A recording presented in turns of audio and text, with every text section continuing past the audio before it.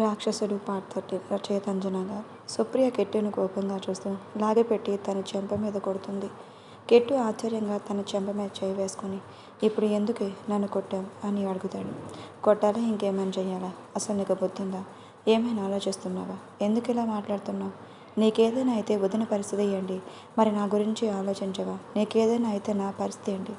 అప్పుడు అంతే, నా తప్పు లేకపోయినా మధ్యలో చేయి వదిలేసావు. మళ్ళీ తిరిగి వచ్చి నేను బాగా చూసుకుంటాను అని చెప్పి మళ్ళీ ఎప్పుడు కూడా నీ తప్పు లేకపోయినా నా చేయి వదిలేస్తున్నావు. అసలు ఎందుకు ఇలా చేస్తున్నావు అని సుప్రియ కోపంగా అరుస్తుంది. కిట్టు ఆశ్చర్యంగా అలాగే సుప్రియ వైపు చూస్తూ ఉంటాడు. సుప్రియ కిట్టు వైపు కోపంగా చూస్తూ, చెప్పు, మాట్లాడు, ఇప్పుడైనా మాట్లాడరా? ఎందుకు నా జీవితంతో ఇంకా ఆడుకోవాలని చూస్తున్నావు? నేను నీకు ఏ అన్యాయం చేశాను అని అడుగుతుంది. కిట్టుకి ఏం మాట్లాడాలో అర్థం కాక, అది ప్రియా మరి అని అంటూ తడబడుతూ ఉండగా సుప్రియ ఒక్కసారికి ఏడుస్తూ కిట్టును హత్తుకొని, ప్లీజ్ రా, నువ్వు అలా ఆలోచించుకో. వాళ్ళు చేసిన తప్పుకి అన్నయ్య తగిన శిక్ష వేస్తాడు. నువ్వు బాధలు ఏ నిర్ణయమైనా తీసుకుంటే నేను తట్టుకోలేనురా అని అంటుంది.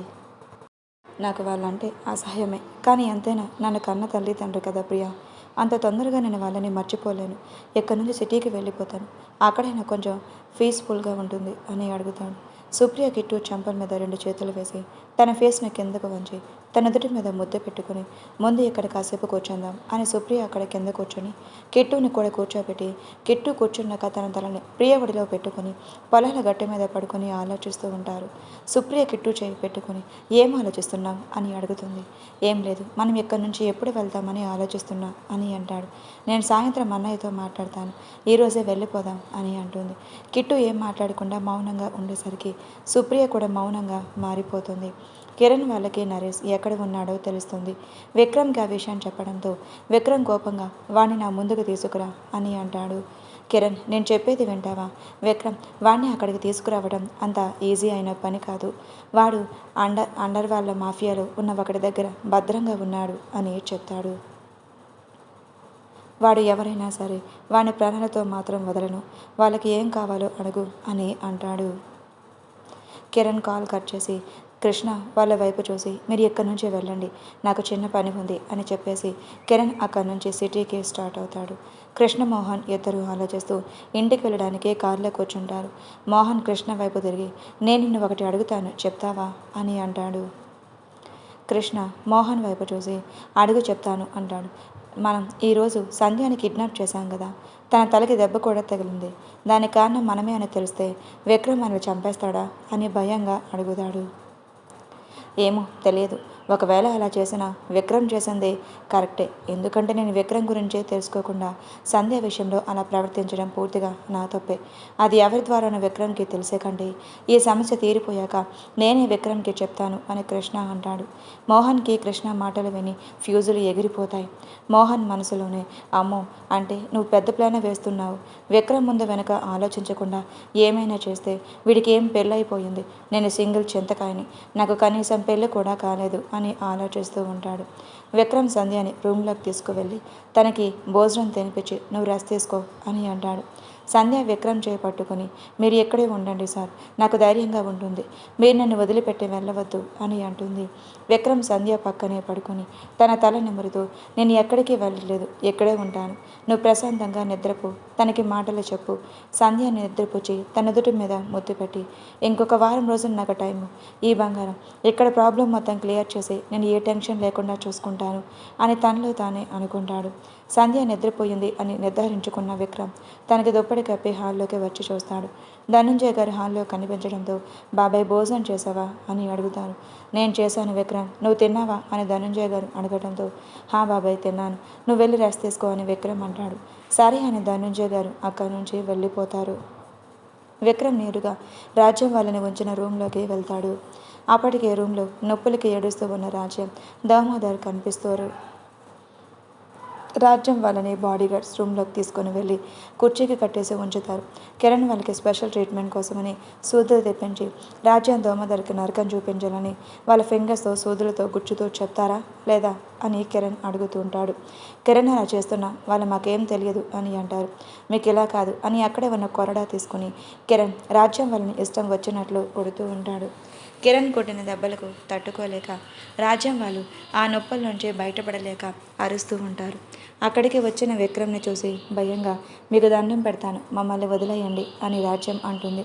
ఇదే మాట మా అమ్మ కూడా అనే ఉంటుంది కదా, మరి మీకెందుకు మా అమ్మకి నరకం చూపించారు అని కోపంగా అడుగుతాడు. దోమదర్, మేము చేసిందే తప్పే, కానీ ఆస్తి కోసం అని అత్యాశకి గురైన వాళ్ళనే చంపుకున్నాం. ప్లీజ్ అల్లుడు, మమ్మల్ని వదిలే అని దోమదర్ అంటాడు. విక్రమ్ అసహనంగా వాళ్ళని చూసి, ఛీ, నన్ను అలా పిలవకండి, అసలు మిమ్మల్ని చూస్తుంటేనే అసహ్యం వేస్తుంది. కానీ మీరు మా అమ్మకు చేసిన అన్యాయం, ఇంకా నా కుటుంబానికి, నా భార్యకి మీరు చేసిన దానికి మీకు నరకం అంటే ఏంటో చూపిస్తాను అని విక్రమ్ కోపంగా దామోదర్ చెంప మీద కొడతాడు. విక్రమ్ కొట్టిన ఫోర్స్కి దామోదర్ కుర్చీతో పాటు కింద పడతాడు.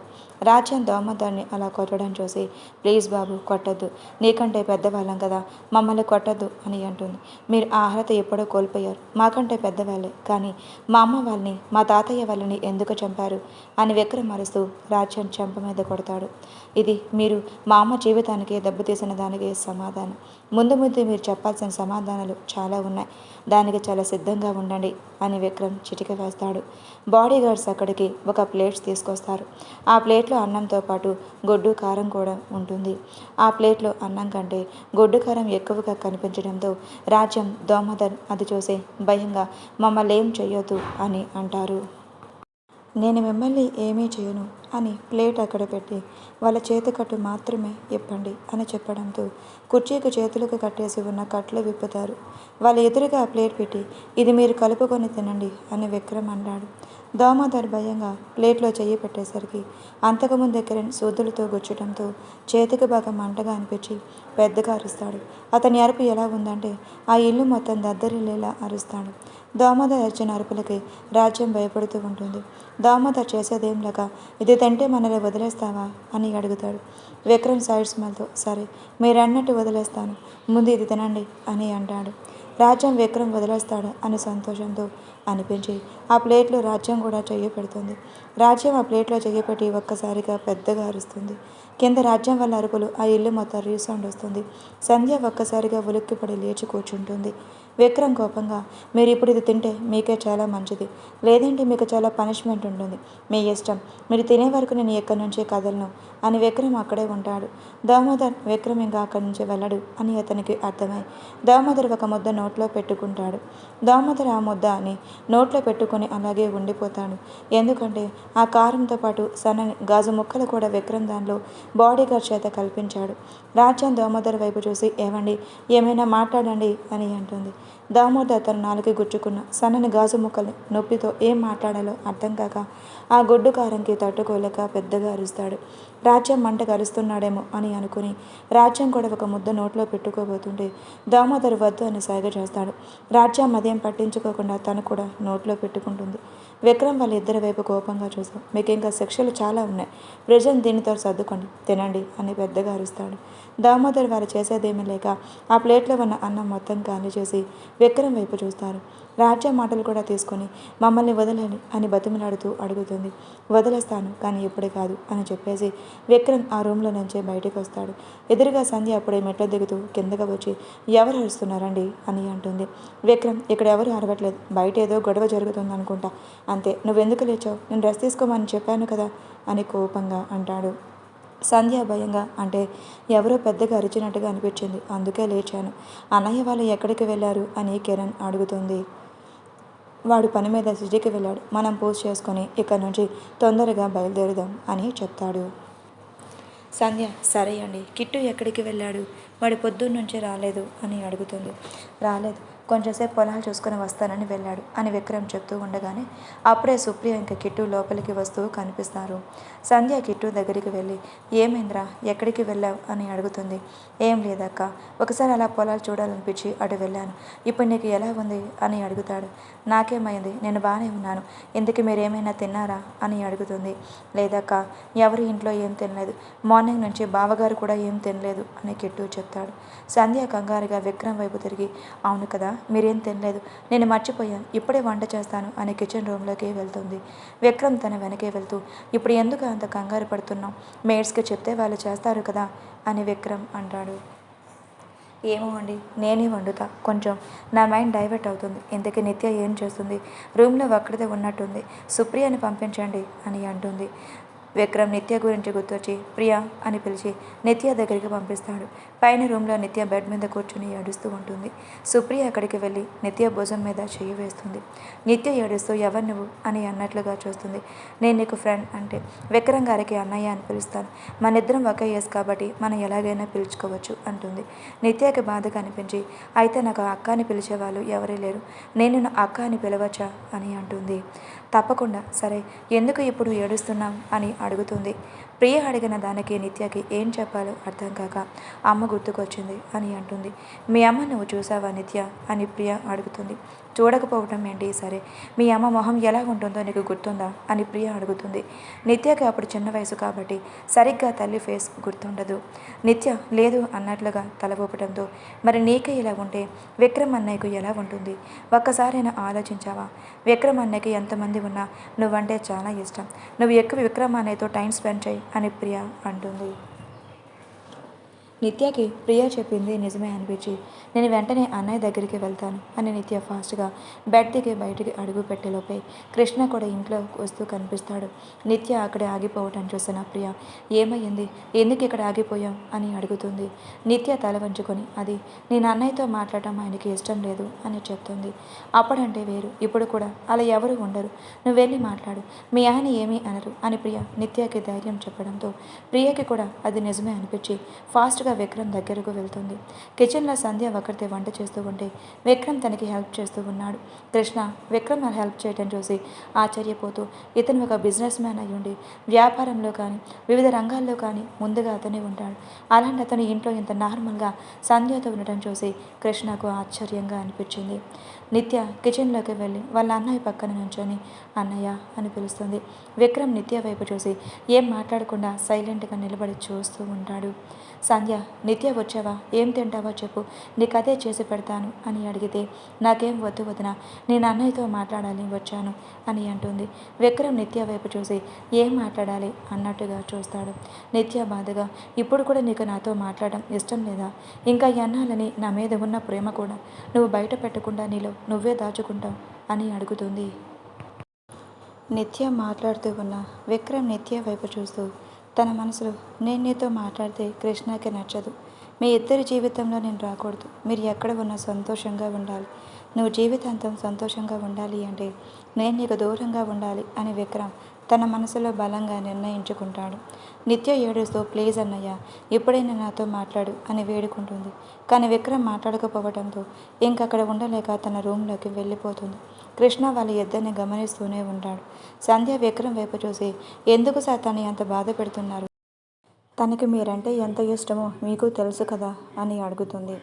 తనంటే నాకు కూడా ఇష్టమే సంధ్య, కానీ కృష్ణ అతనికి మనతో మాట్లాడటం ఇష్టం లేదు, నిత్య మాట్లాడిన అతనికి నచ్చదు, అలాంటప్పుడు మనం నిత్యకి దూరంగా ఉండటమే మంచిది అని విక్రమ్ అంటాడు.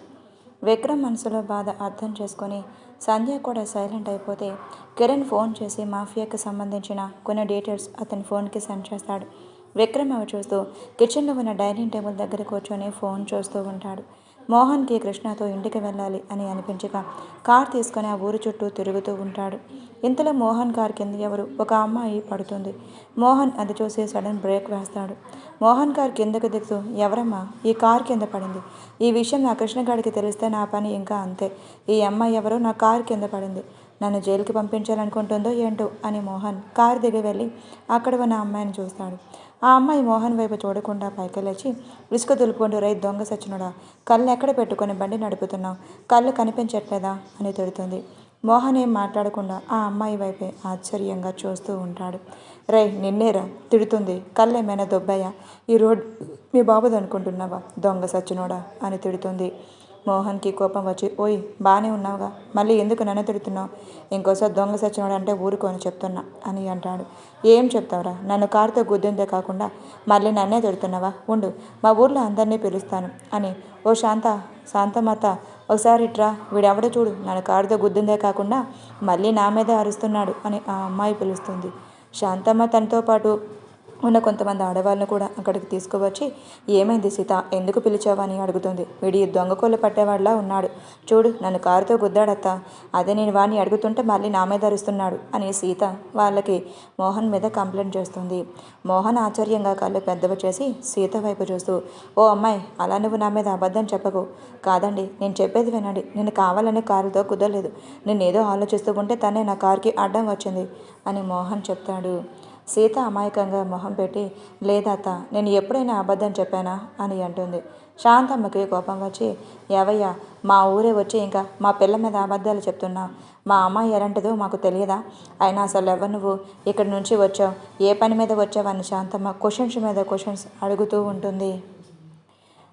మోహన్ తల కొట్టుకొని, అది కాదండి, నేను చెప్పేది వినండి, నేను అమ్మాయిని గుద్దలేదు, కావాలంటే తన ఒంటి మీద దెబ్బలు కూడా లేవు చూడండి అని అంటాడు. సీత అయోమయంగా చూస్తూ, అంటే అంత దెబ్బలు పైకి కనిపించలేదు, లోపల దెబ్బలు తగలొచ్చు కదా, కింద పడ్డాను, నా కాలు బెనికింది అత్త, ఇంకా నడుము కూడా పట్టేసినట్టు ఉంది అని చెప్తుంది. సీత మాటలకి మోహన్కి వ్యూస్ ఎగిరిపోయాయి. అలాగే చూస్తూ ఉంటాడు. అక్కడ ఉన్న కొంతమంది ఆడవాళ్ళు, తాటి చెట్టులా ఎదిగావు, ఆడపిల్లని అన్ని మాటలు అంటున్నావు, అసలు నీకు బుద్ధుందా, ఏ ఊరినది అని మోహన్ని తగులుకుంటారు. మోహన్ కృష్ణకి ఫోన్ చేస్తాడు. కానీ కృష్ణ కాల్ లిఫ్ట్ చేయకపోవడంతో అసహనంగా చెప్తుంటే, మీకు అర్థం కాదు, నేను కావాలని గుద్దలేదు అని చెప్తుంటే అని మోహన్ అరుస్తాడు. ఏంటయ్యా మామైతే అరుస్తున్నావు, అంటే మేము వచ్చాం కాబట్టి సరిపోయింది, లేదంటే మా పిల్లని ఇంకా ఎన్ని మాటలు అంటావో ఏంటో, అర్జెంటుగా నీ మీద పోలీస్ కంప్లైంట్ ఇవ్వాలి, ముందు నడుము, ఎక్కడి నుంచి పోలీస్ స్టేషన్కే పోదాం అని అంటుంది. మోహన్ అయోమయంగా సీత వైపు, సారీ అండి, నేను నిజం చెప్తున్నాను, నేను కావాలని మిమ్మల్ని గుద్దలేదు, ప్లీజ్ అండి, ఇక్కడి నుంచి నన్ను తప్పించండి అని అంటాడు. మోహన్ సీత వైపు చూడటంతో సీతకి నవ్వొచ్చి, సర్లేయత, వదిలేయండి, ఇప్పటి వరకు అయితే నాకు కాలు మాత్రమే కదా బెనికింది, ఈసారి ఇతను మళ్ళీ తప్పు చేస్తే ఇప్పుడు చూద్దాం అని అంటుంది. శాంతమ్మ, మరి నువ్వు నడవగలవా అని అడుగుతుంది. నడవగలం, లేక చిన్నగా నడుస్తాను అని సీత అంటుంటే, ఆగు, ఈ అబ్బాయి ఉన్నాడుగా, ఇతను మీ ఇంటి దగ్గర దింపమని అడుగుతాను అని అంటుంది. సీత, పర్లేదు అత్తయ్య, నేను వెళ్ళిపోతాను, అతన్ని ఎందుకు ఇబ్బంది పెట్టడం అని అంటుంది. మోహన్, పర్వాలేదు రండి, నేను మీ ఇంటి దగ్గర డ్రాప్ చేస్తాను అని ఒత్తి పలుకుతూ చెప్తాడు. సీత తడబడుతూ, వద్దులేండి, నేను నడిచి వెళ్ళిపోతాను, నాకు ఇది అలవాడే అని అంటుంది. మోహన్, అయ్యో పర్వాలేదు, నేను మిమ్మల్ని డ్రాప్ చేస్తాను, మీరు రావాల్సిందే అని అంటాడు. శాంతమ్మ వాళ్ళు కూడా, ఏంటి సీత, వెళ్ళు, కాలు బాలేదని చెప్పావు, ఇప్పుడు అబ్బాయి తీసుకువెళ్తా అంటున్నాడు కదా, వెళ్ళు అని బలవంతం పెడతారు. ఇంకా సీతకి తప్పక మోహన్తో కారులో కూర్చుంటుంది.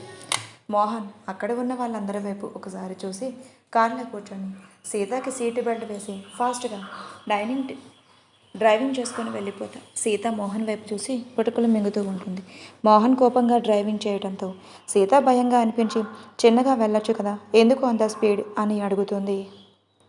మోహన్ కోపంగా, అసలు నువ్వు మాట్లాడుకు, నేను యాక్సిడెంట్ చేయలేదు అని నీకు తెలుసు, కానీ నువ్వు ఎందుకు ఇలా చేసావు అని అడుగుతాడు. మరి లేకపోతే నువ్వు చేసిన పనేంటి అని సీత మోహన్ వైపు తిరిగి కోపంగా అడుగుతుంది. రూమ్లోకి ఏడుస్తూ వెళ్ళిన నిత్యాన్ని చూసి కృష్ణ మనసుకు బాధగా అనిపించి, ఒకసారి నిత్యతో మాట్లాడితే కొంచెం బెటర్గా ఫీల్ అవుతుంది అని అనిపించి రూమ్లోకి వెళ్తాడు. నిత్య రూమ్లో బెడ్ మీద కూర్చొని ఏడుస్తూ ఉంటుంది. కృష్ణ నిత్య భుజం మీద చేయవేస్తాడు. నిత్య ఏడుస్తూ కృష్ణని అక్కడ చూసి తన ఏడుపు కంట్రోల్ చేసుకోవాలి అనుకుంటుంది. కానీ తనకెంతకీ తన ఏడుపు కంట్రోల్ అవ్వకపోవడంతో ఎక్కెళ్ళి పెడుతూ ఉంటుంది. కృష్ణ నిత్యాన్ని హక్ చేసుకొని, ఏడవకు అని చెప్తాడు.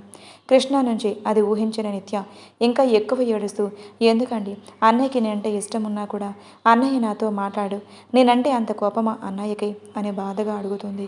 నువ్వంటే మీ అన్నయ్యకి ఇష్టమే నిత్య, కానీ మీ అన్నయ్యకి భయం, నీతో మీ అన్నయ్య మాట్లాడితే నేనెక్కడ నీ మీద కోపడతామో అని మీ అన్నయ్య భయపడి నీతో మాట్లాడట్లేదు అని చెప్తాడు. నిత్య ఏడుస్తూ తల ఎత్తి కృష్ణ వైపు చూసి, మీరు నిజమే అంటున్నారా, అన్నయ్యకి నేనంటే ఇష్టమేనా, మరి ఎందుకు అన్నయ్య ఎప్పుడు చూసినా నేను అన్నయ్య దగ్గరికి వెళ్ళినా నాతో మాట్లాడకుండా పక్కకు వెళ్ళిపోతారు అని అంటుంది. నేను చెప్పాను కదా నిత్య, మీ అన్నయ్యకి నువ్వంటే ప్రాణం, కావాలంటే ఇప్పుడు నేను కిందకు వెళ్ళి మీ అన్నయ్యతో గొడవ పడినట్టుగా మాట్లాడతాను, కానీ మీ అన్నయ్య నాతో ఒక్క మాట కూడా మాట్లాడు, ఎందుకో తెలుసా అని అడుగుతాడు. నిత్యకేమీ అర్థం కాక అయోమయంగా చూస్తూ ఉంటే, నువ్వు నీ కళ్ళతో చూస్తే కానీ నువ్వు నమ్మవు కదా. సరే, నువ్వు మెట్ల దగ్గరే మీ అన్నయ్యకి తెలియకుండా చూస్తూ ఉండు. నేను కావాలని మీ అన్నయ్యతో గొడవ పడతాను అని కృష్ణ కిందకు వెళ్తూ ఉండగా, నిత్య కృష్ణ చేయి పట్టుకొని ఆపేసి, వద్దండి, మీరు మీ అన్నయ్యతో గొడవ పడటం నాకు ఇష్టం లేదు. అది నాకు మా అన్నయ్య ప్రేమ గురించి నిరూపించాలని మీరు గొడవ పడనవసరం లేదు అని అంటుంది. కృష్ణకి ఆ నిమిషం అర్థమవుతుంది, నిత్యకి విక్రమ్ అంటే ఎంతో ఇష్టమో. కృష్ణ చేసిన పొరపాటు సర్దిద్దుకోలేని పొరపాటు కాబట్టి కృష్ణ నిత్య వైపు చూసి, నేను నిన్ను ఒకటి అడగాలని అనుకుంటున్నాను నిత్య అని అంటాడు. నిత్య కృష్ణ వైపు అయోమయంగా చూస్తూ, మీరేం అడగాలనుకుంటున్నారు అన్నట్టుగా చూస్తుంది. అదేంటంటే, నువ్వు మన బంధాన్ని ఒప్పుకుంటున్నావా? ఎందుకంటే నువ్వు నీకు ఇష్టం లేకుండా నీ మెడలో తాళి కట్టాను కాబట్టి, నీకు ఇష్టం లేకపోతే చెప్పు, మనిద్దరం విడాకులు తీసుకొని విడిపోదాం అని అంటాడు. నిత్య ఆశ్చర్యంగా కృష్ణ వైపు చూస్తూ ఉంటుంది. కృష్ణ మాట్లాడుతూ, మన గురించి ఇంట్లో వాళ్ళకి కూడా తెలుసు. ఇప్పుడు మనం విడిపోయిన వాళ్ళు పెద్దగా పట్టించుకోరు. ఎందుకంటే నేను నీ ఇష్టం లేకుండా పెళ్లి చేసుకున్నానని వాళ్ళకు తెలుసు. నీకు నాతో కలిసి ఉండటం ఇష్టం లేదు కాబట్టి మనం సిటీకి వెళ్ళాక డైవర్స్కి అప్లై చేద్దాం అని అంటాడు. నిత్య ఏం మాట్లాడకుండా సైలెంట్గా ఉండేసరికి మౌనమే అర్ధాంగీకారం అనుకుని నిత్యకి కూడా విడాకులు కావాలి అని అనుకుంటూనే అక్కడి నుంచి కృష్ణ వెళ్ళిపోతాడు. సంధ్య వంట పూత చేసి, నేను ఫ్రెష్ అయి వస్తాను, మీరు మావయ్య గారిని పిలవండి సార్ అని చెప్పేసి అక్కడి నుంచి రూమ్లోకి వెళ్ళిపోతుంది. విక్రమ్ ధనంజయ్ గారి రూమ్లోకి వెళ్ళి బాబాయ్ని పిలుస్తారు. ధనంజయ్ గారి మంచం మీద కూర్చొని ఏదో ఆలోచిస్తూ ఉంటారు. విక్రమ్ ధనంజయ్ గారి భుజం మీద చెయ్యి వేసి, ఏమైంది బాబాయ్, ఎందుకు ఆలోచిస్తున్నారు అని అడుగుతాడు. ఆయన విక్రమ్ వైపు చూసి, నిజంగా మీరు ఎంత కష్టాల్లో ఉన్నారని నాకు తెలియదు విక్రమ్. పూజారి చెప్పే వరకు నాకు అనిపించలేదు. ఆ రౌడీలు మీ అమ్మని ఎందుకు పొడిచారో కూడా నాకు అప్పటికీ అర్థం కావట్లేదు. కానీ మమ్మల్ని కాపాడుకోగలిగాను అని ఒక్క సంతోషం మాత్రం నాకుంది అని అంటారు. విక్రమ్ నవ్వుతూ, వాళ్ళు ఎందుకు అమ్మని పొడిచారో నేను కనిపెడతాను బాబాయ్. కానీ నీలాంటి బాబాయ్ మాకు దొరకటం మా అదృష్టం. ఎందుకంటే ఎవరో పిల్లలు రోడ్డు మీద ఏడుస్తున్నారు, మాకెందుకులని వదిలేయకుండా మమ్మల్ని తీసుకొని వెళ్ళి మీ సొంత బిడ్డల్లా పెంచారు. మీరు పెళ్లి కూడా చేసుకోకుండా మీ జీవితం మొత్తం మా కోసమే అంకితం చేశారు. మీలాంటి మంచివారు మా జీవితంలో ఉండటం మా అదృష్టం అని అంటారు. ధనంజయ్ గారు చిన్నగా నవ్వుతూ, నీకు ఒకటి తెలుసా విక్రమ్, అప్పుడు నీకు కరెక్ట్గా 11 years ఉంటాయి. నాకు ఒక పెళ్లి సంబంధం వచ్చింది. కానీ నేను మీ ఇద్దరు ఉంటేనే పెళ్లి చేసుకుంటాను అని చెప్పా. దానికి ఆ అమ్మాయి వాళ్ళిద్దరిని ఆశ్రమంలో చేర్పిద్దాం అని అంది. నేను తను ఇష్టపడ్డాను, కానీ ఆ అమ్మాయి మిమ్మల్ని యాక్సెప్ట్ చేయలేదు. తను యాక్సెప్ట్ చేస్తుంటే నేను తను పెళ్లి చేసుకునేవాడిని, కానీ తనకి మీరు వద్దని చెప్పింది. నిజంగా దేవుడు ఎంత విచిత్రంగా మనుషులతో ఆటలాడతాడు కదా. మీరు నా జీవితంలోకి వచ్చిన దగ్గర నుంచి నేను చాలా సంతోషంగా ఉన్నాను విక్రమ్. కానీ నిత్య గురించే నా బాధ. కృష్ణ నిత్యాన్ని బాగా చూసుకుంటున్నాడా అని దిగులుగా అంటారు. విక్రమ్ చిన్న నవ్వుతూ, మన నిత్యాన్ని కృష్ణ అంత బాగా ఎవరు చూసుకోలేరు బాబాయ్. కిరణ్ నిత్యాలు ఎంతో ప్రాణంగా ప్రేమించుకున్నారు. కానీ కృష్ణ ఇలా సడన్గా వచ్చి నిత్యాన్ని పెళ్లి చేసుకుంటాడు అని నేను అనుకోలేదు. కిరణ్ గురించి ఆలోచిస్తున్న బాబాయ్, మగవాళ్ళ మనసు ఆడపిల్లని తొందరగా అర్థం చేసుకుంటుంది. కానీ మగవాడి మనసుకి ఒకసారి ప్రేమ దగ్గరైతే మళ్ళీ ఇంకోరి మీద ప్రేమ పుట్టడం చాలా కష్టం. నేను కిరణ్ గురించి ఆలోచిస్తున్న నిత్యకి కృష్ణ తోడున్నాడు, మరి కిరణ్కి అని విక్రమ్ అంటాడు. నువ్వు చెప్పేది కూడా నిజమే విక్రమ్, మరేం చేద్దాం, కిరణ్కి ఎవరైనా చూసి పెళ్లి చేద్దామా అని అడుగుతారు. మనం ఇక్కడ పూజ పూర్తి చేసుకొని కొన్ని పనులు ముగించుకొని మన ఊరు వెళ్ళాక అక్కడ మంచి సంబంధం చూసి మన కిరణ్కి పెళ్లి చేద్దాం అని విక్రమ్ అంటాడు. కిరణ్ నరేష్ ఎక్కడ ఉన్నాడో వెతుకుతూ, మాఫియాలో ఒక డాన్ అయినా అతని దగ్గర వెళ్ళి చూడండి, నరేష్ని మాకు అప్పగించండి, వాడి మీ దగ్గర ఉన్నాడు అని మాకు ఇన్ఫర్మేషన్ వచ్చింది అని అంటాడు. అతను కిరణ్ వైపు చూస్తూ, ఏంటి మా దగ్గర ఉన్నాడని మీకు ఇన్ఫర్మేషన్ వచ్చిందా? మీకు ఇక్కడి నుంచి ఇన్ఫర్మేషన్ ఇచ్చింది ఎవరు అని కోపంగా అరుస్తారు. కిరణ్ ఏమాత్రం భయపడకుండా, మీకు ఆదిత్య గురించి తెలుసు కదా అని అంటాడు. అతనికి కొంచెం కంగారుగా అనిపించి, తెలుసు, ఆదిత్యబాయ్ గురించి మాకెందుకు తెలియదు అని తడబడుతూ అంటాడు. కదా, ఇప్పుడు ఆదిత్యబాయ్ వెతుకుతుంది ఆ నరేష్ని అని కిరణ్ చెప్పడంతో అతను కంగారుగా భయం మొత్తం పోయినట్టుగా నవ్వుతూ ఉంటాడు. కిరణ్ ఆశ్చర్యంగా, ఎప్పటి వరకు భయపడినవాడు ఎప్పటికిప్పుడు ఎందుకు ఇలా నవ్వుతున్నాడు అని అనుకుని ఆశ్చర్యంగా చూస్తూ ఉంటాడు. అతను ఎవరికో సైగ చేసినట్లు కిరణ్ గమనించి చుట్టూ చూసేసరికి అతని మనుషులు కిరణ్ని పట్టుకొని ఒక చైర్లో కట్టేస్తారు. కిరణ్ కోపంగా అతన్ని చూసి, చూడు ఆదిత్య ఇక్కడికి వచ్చాడంటే నీ పని అవుట్ అని కిరణ్ అంటాడు. ఆదిత్యబాయ్ ఇక్కడికి రావాలంటే ముందు నువ్వు ప్రాణాలతో ఉండాలి కదా. ఈరోజు సాయంత్రం నేను ఇక్కడి నుంచి పైలోకానికి పంపించేస్తాను అని అతను క్రూరంగా నవ్వుతూ ఉంటాడు. ఇంతలో అక్కడికి వచ్చిన అతని మనిషి రానా సార్ అని పిలుస్తాడు. రానా కోపంగా వాడి వైపు చూసి ఎందుకు వచ్చావు అని అడుగుతాడు. అది ఆ నరేష్ మిమ్మల్ని కలవాలి అని అంటున్నాడు అని తడబడుతూ చెప్తాడు. నిత్య ఏడుస్తూ ఇప్పుడు కృష్ణా సార్ విడాకులు ఇస్తా అంటున్నారు. మరి కిరణ్ నన్ను పెళ్లి చేసుకుంటాడా? అతను పెళ్లి చేసుకున్న ఒకసారి పెళ్ళైన నేను ఇంకొకరిని భార్యగా ఎలా వెళ్ళగలను? వీళ్ళకి ఇష్టానికి వీళ్ళు నా జీవితానితో ఆడుకుంటున్నారు. ఒకరేమో ప్రేమ అని అన్నారు. అతను ప్రేమ నాకు దక్కేలోపే ఇతను తాళి కట్టి పెళ్లి చేసుకున్నాడు. సరే అని తన భర్తగా ఒప్పుకొని జీవించాలి అని నిర్ణయించుకున్న నాకు ఇప్పుడు ఇచ్చి విడాకులు కావాలి అంటున్నాడు. అసలు నేను ఆడపిల్లని అనుకుంటున్నారా, ఆటబొమ్మని అనుకుంటున్నారా అని నిత్య ఏడుస్తూ అనుకుంటూ ఒక నిర్ణయానికి వస్తుంది. కృష్ణ బయటకు వెళ్ళి అంటే నిత్యానికి కూడా నేను ఇష్టం లేదా? తనంతా మౌనంగా ఉంది అంటే తనకి నేనంటే ఇష్టం లేదు అనే కదా. ఎందుకో రాత తర్వాత నా మనసుకు నచ్చింది నిత్య మాత్రమే. ఇప్పుడు తనకి విడాకులు ఇవ్వంటే నా మనసు రావట్లేదు. కానీ నా వల్ల తను బాధపడటం నాకు ఇష్టం లేదు. నేను తను విడిపోవటం అయినా నేను సంతోషంగా ఉంటుంది. అదే నాకు చాలు అని కృష్ణ అనుకుని నిత్య గురించి ఆలోచిస్తూ ఉంటాడు.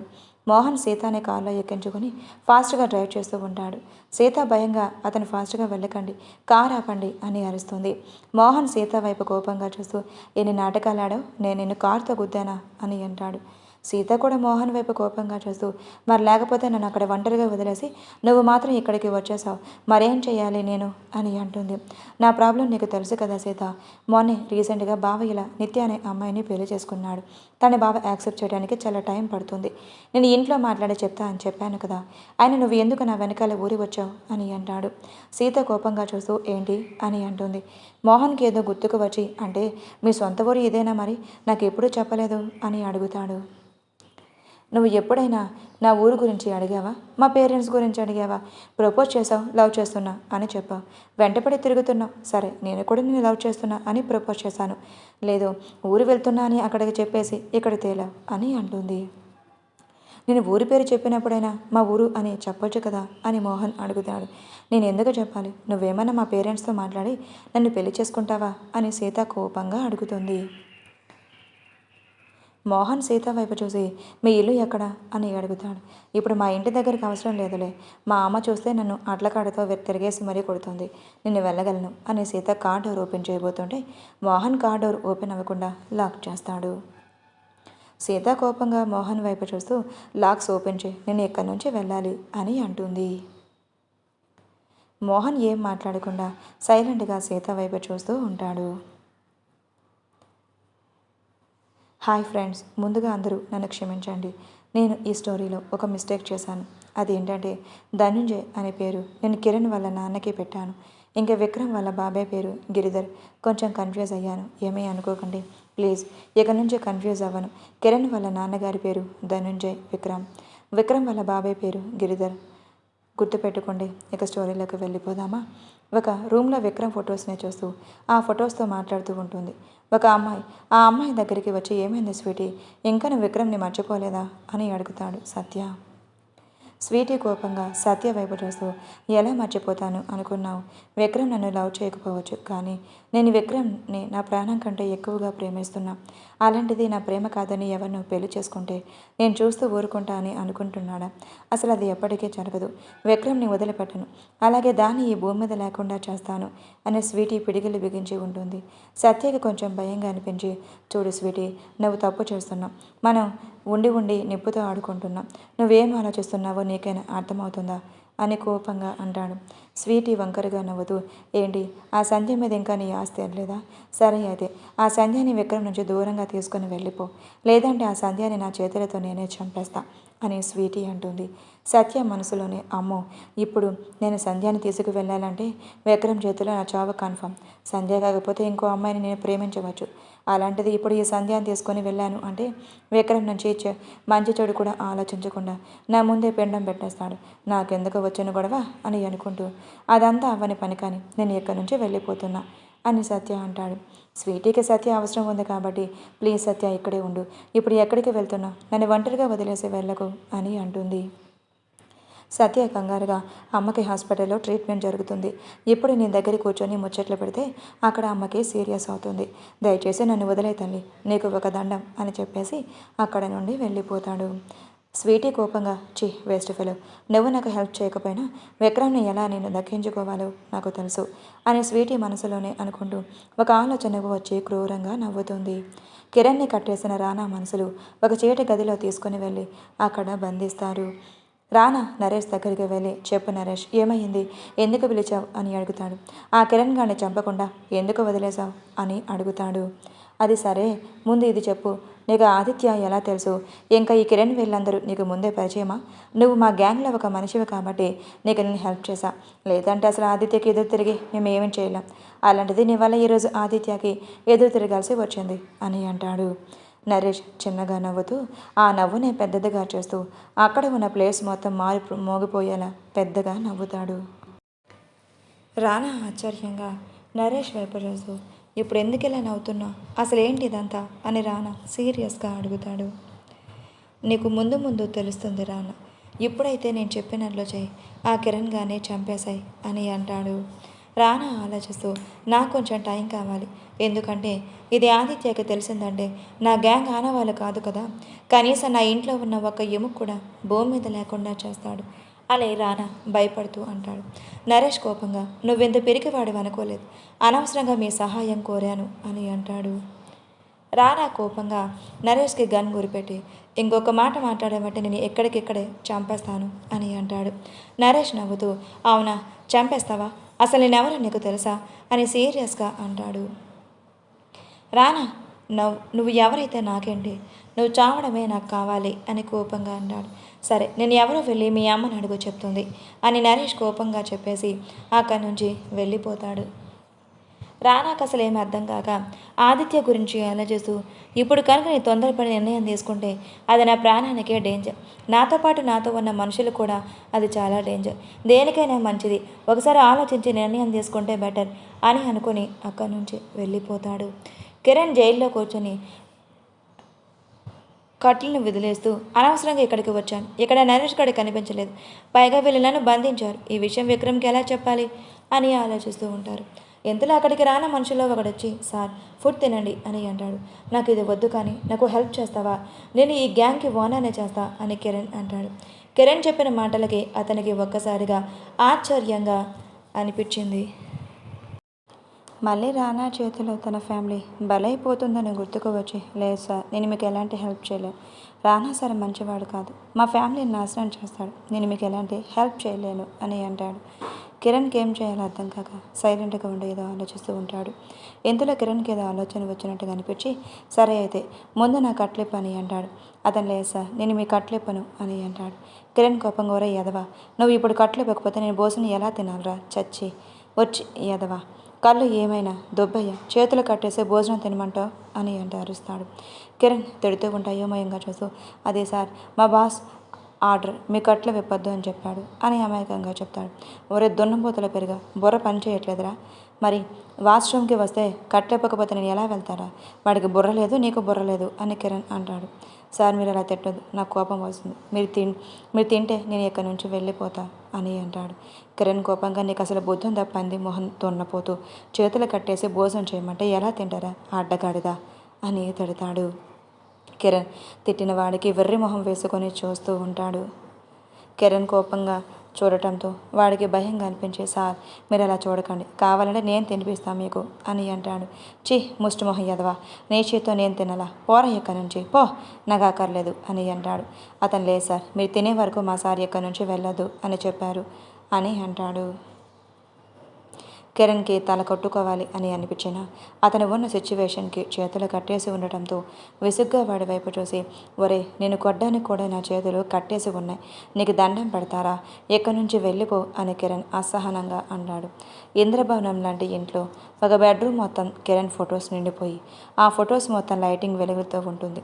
ఆ రూమ్లో ఒక అమ్మాయి కిరణ్ ఫొటోస్ చూస్తూ ఎక్కడున్నా బంగారం, అసలు నా కంటే కనిపిస్తావా లేదా అని ఆలోచిస్తూ ఉంటుంది. వాళ్ళ అమ్మగారు ఆ అమ్మాయి దగ్గరికి వచ్చి, ఇంకా ఎన్ని రోజులు ఈ ఫొటోస్ చూస్తూ ఉంటావు? మీ అన్నయ్య నీకోసం ఎన్ని సంబంధాలు తీసుకువచ్చాడు తెలుసా? కనీసం ఒకరి ఫోటో కూడా చూడకుండా నువ్వు ఇతని ఫొటోస్ చూస్తూ టైం వేస్ట్ చేస్తున్నావు అని అరుస్తుంది. ఆ అమ్మాయి మాత్రం వల్ల ఆమె మాటలు అస్సలు పట్టించుకోకుండా కిరణ్ ఫొటోస్ చూస్తూ ఉండటంతో దీనికి పిచ్చి బాగా ముదిరిపోయింది అని తిట్టుకుంటూ అక్కడ నుంచి వెళ్ళిపోతుంది. కిరణ్ మాత్రం అతనితో వాదించి నీరసి పడిపోయి, ఒరేయ్, కనీసం కొంచెం మంచినీళ్ళైనా ఇవ్వరా, అరిసి చచ్చేలా ఉన్నాను అని అంటాడు. అతను, లేదు, నేను ఒప్పుకోను సార్, మీరు భోజనం చేయండి, అప్పుడు మీకు మంచినీళ్ళు ఇస్తాను అని అంటాడు కిరణ్కి ఇంకో కోపం వచ్చి, ఒరేయ్, నీ పళ్ళు కొరుకుతూ ఇష్టం వచ్చినట్లు తిడుతూ ఉంటాడు. అతను కిరణ్ తిట్లకి భయపడి అక్కడి నుంచి పారిపోతాడు. అతను ఫాస్ట్గా పరిగెత్తి ఈ ప్రాసెస్లో రానా ఎదురుగా రావడం చూసుకోకుండా రానాకి గుద్దుకుంటాడు. అమ్మ బాబోయ్, చచ్చాను రాని కింద పడతాడు. ప్లేట్లో ఉన్న భోజనం కింద పడేసరికి రానాకి కోపం వచ్చి అతను పైకి లేపి చెంప మీద కొట్టి, కాళ్ళు నెత్తిన పెట్టుకుని నడుస్తున్నావా? అన్నం విలువ తెలియట్లేదా నీకు? భోజనాన్ని ఇలా కింద పడేస్తావా అని తిడతాడు. అతను భయపడిపోయి, సార్ ప్లీజ్, నేను చూసుకోలేదు, కంగారులో ఇలా వచ్చేసాను, మీరు నన్ను ఏం చేయకండి అని అంటాడు. నేను నిన్ను ఏం చేయను, కానీ ఆ భోజనం మొత్తం ప్లేట్లో తీసుకొని నువ్వు తిను, లేదంటే నా చేతిలో చేస్తావు అని అంటాడు. సార్, అన్నం కింద పడిపోయింది కదా అని అతను అయోమయంగా చెప్తుండే, అదంతా నాకు అనవసరం, నువ్వు ఇప్పుడు ఆ భోజనం వేస్ట్ చేయకుండా తినాల్సిందే అని అంటాడు. అతను చేసేదేం లేక ఆ భోజనం తినేసి అక్కడి నుంచి వెళ్ళిపోతాడు. రానా కోపంగా కిరణ్ రూమ్లోకి వచ్చి, ఎందుకు భోజనం చేయలేదు అని అరుస్తాడు. ఒకడు, ఇప్పుడు దాకా బుర్ర తినిపోయాడు, ఇప్పుడు మళ్ళీ నువ్వు తయారయ్యావు, మీకు చెప్తే అర్థం కదా, నాకు ఆకలిగా లేదు, అలాగే కొంచెం మంచినీళ్ళు కావాలి అని కిరణ్ అన్నాడు. కిరణ్ని అలా బంధించి ఉంచిన కనీసం అతను చిన్న భయం కూడా రానాకి కనిపించలేదు. రానా బయట ఉన్న మనిషిని మంచినీళ్ళు తెమ్మని చెప్తాడు. అతని మంచినీళ్ళు తీసుకురావడంతో కిరణ్కి వాటర్ తాగించి, నిన్ను ఒకటి అడగనా అని అంటాడు. కిరణ్ నవ్వుతూ అడుగు అని అంటాడు. రానాకి కిరణ్ నవ్వు చూస్తూ ఉంటే తన వెన్నులో వణుకు పుట్టిన పైకి మాత్రం అది చూపించకుండా, ఇప్పుడు నిన్ను ఇక్కడ మేము బంధించి ఉంచాం కదా, మనకు ఎందుకు భయం కూడా లేకుండా ఇలా నవ్వుతూ ఉన్నావు అని అడుగుతాడు. నేను ఎవ్వరికీ భయపడను, ఒక్క నా ఫ్రెండ్కి తప్ప, అది ఆదిత్య, వాడికి తప్ప నేను ఎవ్వరికీ భయపడను అని కిరణ్ కేర్లెస్గా చెప్తాడు. కిరణ్ మాటలు విన్న రానా ఆదిత్య అని చెప్పడంతో, వాము, ఈ ఆదిత్యతో డేంజర్, ఇప్పుడు ఈ కిరణ్ని వదిలేయాలా, లేదంటే ఆ నరేష్ చెప్పినట్లు చంపేయాలా, ఏమీ అర్థం కావట్లేదు అని అనుకుంటూ అక్కడి నుంచి వెళ్ళిపోతాడు. సంధ్య రూమ్లో నుంచి అక్కడికి వచ్చి అందరినీ భోజనానికి పిలుస్తుంది. అందరూ భోజనం చేయడానికి వచ్చి కూర్చున్నారు. నిత్య మాత్రం విక్రమ్ వైపే చూస్తూ ఉంటుంది. కనీసం విక్రమ్ ఒక్కసారైనా తన ప్రాణంగా ప్రేమించిన చెల్లి వైపు చూస్తాడేమో అనే ఆశతో నిత్య అలాగే చూస్తూ ఉంటుంది. కానీ విక్రమ్ మాత్రం నిత్య వైపు చూడకుండా తన పాటికి తను తింటూ ఉంటాడు. నిత్య విక్రమ్ వైపు చూస్తూనే కృష్ణ తనతో మాట్లాడిన మాటలు గుర్తొస్తూ ఉంటాయి. ఎందుకు ఇప్పుడు సడన్గా ఈ నిర్ణయం తీసుకున్నారు? నేనంటే ఇష్టం లేదా? మరి అన్నయ్య మీద పగతో నన్ను పెళ్లి చేసుకున్నారా? అలాంటప్పుడు వేరే విధంగా అతని పగ తీర్చుకోవచ్చు కదా, నన్ను పెళ్లి చేసుకొని ఎందుకు ఇలా బాధ పెట్టడం అని ఆలోచిస్తూ ఉంటుంది. కృష్ణ, నేనే అనవసరంగా నిత్య జీవితంలోకి వెళ్ళాను, ఇప్పుడు తనకి విడాకులు ఇవ్వాలి అనుకుంటున్నాను. అసలు నేను ఏం చేస్తున్నానో నాకు కూడా అర్థం కావట్లేదు. ఎందుకు ఇలా చేస్తున్నాను? ఒకసారి తను చూస్తే బాధ వేస్తుంది, తన జీవితంతో సంతోషంగా చూడాలి అని అనిపిస్తుంది. మరోసారి నా వల్ల తను ఎలాంటి బాధ అనుభవించకూడదు అని అనిపిస్తుంది. ఏం చెయ్యాలి నేను అని ఆలోచిస్తూ ఉంటాడు. సంధ్య లోపల ఉన్న రాజ్యం దోమద తప్పించుకొని వాళ్ళకేమైనా హాని చేస్తారేమో అన్న భయంతో సరిగ్గా తనకి తినబుద్ధి కాదు.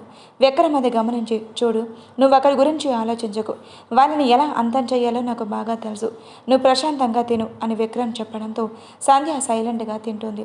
విక్రమ్ మాత్రం, ఏమైంది ఈ కిరణ్ గాడు, ఫోన్ కలవట్లేదు, అసలు ఎక్కడికి వెళ్ళాడు, ఆ నరేష్ గాడి గురించి ఏమైనా తెలిసిందా లేదా అని ఆలోచిస్తూ విక్రమ్ ఫాస్ట్గా తినేసి హ్యాండ్ వాష్ చేసుకొని సెల్ ఫోన్ తీసుకొని బాడీ గార్డ్స్కి మెసేజ్ చేస్తాడు. బాడీ గార్డ్స్ నుంచి ఎలాంటి రెస్పాన్స్ లేకపోవడంతో విక్రమ్కి కిరణ్ విషయంలో కంగారుగా అనిపించింది. గిరిధర్ గారి భోజనం చేసి విక్రమ్ పూజారి గారిని పిలిపించి పూజ చేయడానికి ఎప్పుడు బాగుంటుందో కనుక్కో, తొందరగా ఇక్కడ పూజ కంప్లీట్ చేసుకొని మనం ఇక్కడి నుంచి వెళ్ళిపోదాం అని అంటాడు. కానీ విక్రమ్ మాత్రం గిరిధర్ గారి మాటలు పట్టించుకోకుండా కిరణ్కి కాల్ ట్రై చేస్తూనే ఉంటాడు. మోహన్ సీత వాళ్ళ ఇంటి ముందు కార్ ఆపి దిగు అంటాడు. ప్లీజ్ మోహన్ గారు వద్దు, మీరు ప్రపోజ్ చేసినప్పుడు నేను ఓకే చేశాను, కానీ మళ్ళీ మా అమ్మ వాళ్ళకి ప్రేమ వివాహం అంటే నచ్చదు అని అంటుంది. మోహన్ సీత వైపు చూసి ఎందుకు అని అంటుంది. అంటే మా ఊర్లో ఇలాగే ప్రేమించి పెళ్లి చేసుకున్నారు, అతను ఆవిడని అవమానించి వేరే ఆవిడతో సంబంధం పెట్టుకున్నారు, అందుకే అప్పటి నుంచి మా ఊర్లో ప్రేమ వివాహాలు అంటే ఎవరికీ నచ్చదు. ప్లీజ్ మోహన్ గారు మీరు ఇక్కడి నుంచి వెళ్ళిపోండి, నేను కూడా ఇప్పటి నుంచి సిటీకి రాను, ఇక్కడే పెళ్లి సంబంధాలు చూస్తున్నారు అమ్మ వాళ్ళు, అతను చేసుకుని ఇక్కడే అమ్మ వాళ్ళ దగ్గరే ఉండిపోతాను, మీరు వేరే ఎవరినైనా పెళ్లి చేసుకోండి అని సీత చెప్తుంది. సీత మాటలకు మోహన్ కోపంగా అసలేం మాట్లాడుతున్నావో నీకు అర్థమవుతుందా? నేను వేరే ఎవరినో పెళ్లి చేసుకోవడం ఏంటి? నేను నిన్ను ఆల్రెడీ ప్రేమించాను, నువ్వు నా భార్యగా నేను ఎప్పుడో డిసైడ్ అయ్యాను, అలాంటిది ఇప్పుడు నేను వేరే అమ్మని పెళ్లి చేసుకోవాలా? అసలు నీకు బుద్ధుందా? ముందు కార్ దిగు అని మోహన్ సీరియస్గా చెప్తాడు. మోహన్ మాటలకు సీత భయపడుతూ కార్ దిగుతుంది.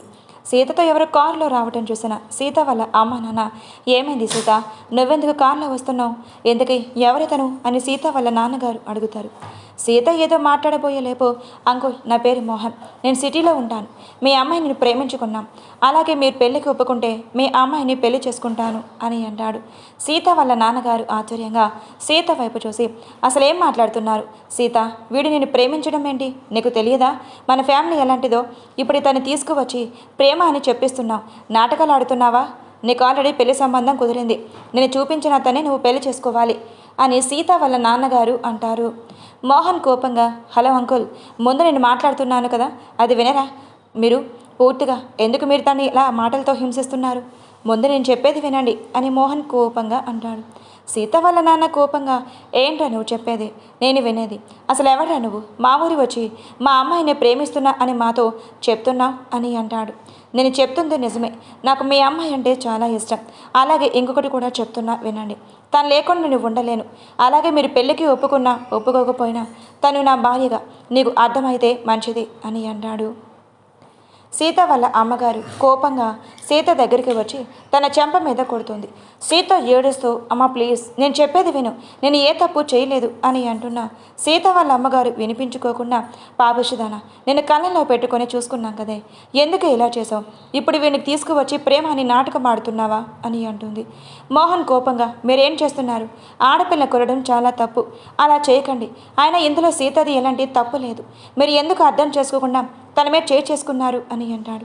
ఇంతలో సీత వాళ్ళ నాన్నగారు నువ్వెవరా మాకు చెప్పడానికి అని మోహన్ మీద కొట్టడానికి చెయ్యెత్తుతారు. మోహన్ చెంపని తాకుతుంది అనగా కృష్ణ విక్రమ్ అక్కడికి వచ్చి అతని చెయ్యి పట్టుకొని ఆపేస్తారు. సీత వాళ్ళ నాన్నగారు కోపంగా వాళ్ళ వైపు చూసి అసలు ఎవరు మీరు, ఇక్కడికి ఎందుకు వచ్చారు అని అడుగుతాడు. కృష్ణ సీత వాళ్ళ నాన్నతో మాట్లాడుతూ చూడండి, ఇందులో ఇతర తప్పేమీ లేదు, వీళ్ళిద్దరు 3 సంవత్సరాల నుంచి ప్రేమించుకుంటున్నారు, ఆ విషయం మా ఇంట్లో అందరికీ తెలుసు, మీ అమ్మాయి మిమ్మల్ని ఒప్పిస్తాను అని అంది, అందుకే ఇన్ని సంవత్సరాలు మేము ఆగాం, ఇప్పుడు మీరు మా అబ్బాయి మీద చేసుకోవడం చాలా తప్పు, మీరు వాళ్ళ ఇద్దరికి పెళ్లి చేస్తారా లేదంటే చట్టపరంగా పోలీస్ స్టేషన్లో పెళ్లి జరిపించమంటారా అని కృష్ణ అంటాడు. సీత వాళ్ళ నాన్నగారు కృష్ణ వైపు చూసి నీకు అంత ధైర్యం ఉంటే నా బిడ్డని తీసుకుని ఈ ఊరి దాటు చూస్తాను అని అంటాడు. విక్రమ్ కృష్ణ నువ్వు కొంచెం కోపం తగ్గించుకుంటే మంచిది, పెద్దవాళ్ళతో ఎలా మాట్లాడాలో నీకు తెలియదా అని కృష్ణ మీద సీరియస్ అవుతూ చూడండి అంకుల్, ఈ అమ్మాయి నా చెల్లెలు లాంటిది, నేను ఎందుకు చెప్తున్నానో అర్థం చేసుకోండి, ఈ అబ్బాయి చాలా మంచివాడు, వాళ్ళిద్దరూ ఇష్టపడుతున్నారు, మీరు కూడా తను యాక్సెప్ట్ చేయండి, తనకి చిన్నప్పుడే తల్లి తండ్రి కోల్పోయి ఈ అమ్మాయి ప్రేమలో తన తల్లిని వెతుక్కుంటున్నాడు, ఏ అబ్బాయి అయినా చిన్నతనంలో తల్లి తండ్రిని కోల్పోయి ఉన్నప్పుడు అతన్ని ప్రాణంగా ప్రేమించే అమ్మాయి దగ్గరే తన అమ్మని వెతుక్కుంటాడు, అర్థం చేసుకోండి, మీకు చెప్పే అంత వయసు నాకు లేదు అని విక్రమ్ అంటాడు. ఇంతకీ విక్రమ్ కృష్ణ అక్కడికి ఎలా వచ్చారు అని మీకు డౌట్ వస్తుంది కదా, పదండి నేను చెప్తాను. ఇంట్లో అందరూ భోజనం చేస్తూ ఉండగా నిత్య విక్రమ్ వైపు చూస్తూ ఉంటుంది. విక్రమ్ తినేసి సైలెంట్గా ఉండటంతో సంధ్య సార్ మాట్లాడొచ్చు కదా, పాపం మన నిత్య నీ వైపు ఎలా చూస్తుందో చూడండి, ఒక్కసారైనా తన వైపు చూడండి అని అంటుంది. విక్రమ్ సంధ్య వైపు చూడటంతో సంధ్య ఏం మాట్లాడకుండా మౌనంగా మారిపోయి ఉంటుంది. కృష్ణ అదంతా గమనిస్తూ, ఎందుకు విక్రమ్ నా గురించి ఆలోచించి నీ చెల్లెలకి నువ్వు దూరం అవ్వాలనుకుంటున్నావా? నిజంగా నీలాంటి అన్న దొరకటం తన అదృష్టం, కానీ నీ ప్రేమ తనకి దక్కలేదు, అదే తన బాధ అని ఎవరి ఆలోచనలో వాళ్ళు ఉండగా ఇంతలో ఒక ఆవిడ అక్కడికి వచ్చి, అమ్మ సంధ్య, అమ్మ మీతో పాటు వచ్చారు కదా, వాళ్ళే ఒక పట్నం అబ్బాయి సీత అమ్మగారి ఇంటి దగ్గర ఉన్నారు అని చెప్తోంది. సంధ్య ఆశ్చర్యంగా, ఏం మాట్లాడుతున్నావు పిన్ని? సీత వాళ్ళ దగ్గర మాతో పాటు వచ్చిన వాళ్ళు ఉండటం ఏంటి? అసలు ఎవరి పిన్ని అని సంధ్య అంటుంది. కృష్ణకి ఏదో అర్థమైనట్టుగా అక్కడ ఏం జరుగుతుంది అని అంటాడు. సీత వాళ్ళ అమ్మ వాళ్ళు ఆ అబ్బాయిని తిడుతున్నారు బాబు, నాకెందుకో పెద్ద గొడవ జరిగేలాగా అనిపించింది, అందుకే ఒక మాట సంధ్య అమ్మతో చెప్పి వెళ్దామని వచ్చాను అని ఆ పెద్ద ఆవిడ అంటుంది. విక్రమ్, నీకు వాళ్ళ ఇల్లు తెలుసా అని అంటాడు. తెలుసు బాబు అని పెద్ద ఆవిడ చెప్పడంతో సరే పదండి అని విక్రమ్ ఆ పెద్ద ఆవిడతో వెళ్ళబోతూ ఉండగా, కృష్ణ ఆగు విక్రమ్, నేను కూడా వస్తాను అని ఇద్దరూ కలిసి సీత వాళ్ళ ఇంటికి వెళ్తారు. సీత వాళ్ళ నాన్నకి విక్రమ్ని చూడగానే ఎవరో గుర్తొచ్చినట్టుగా అనిపించి, నువ్వెవరు బాబు అని అడుగుతాడు.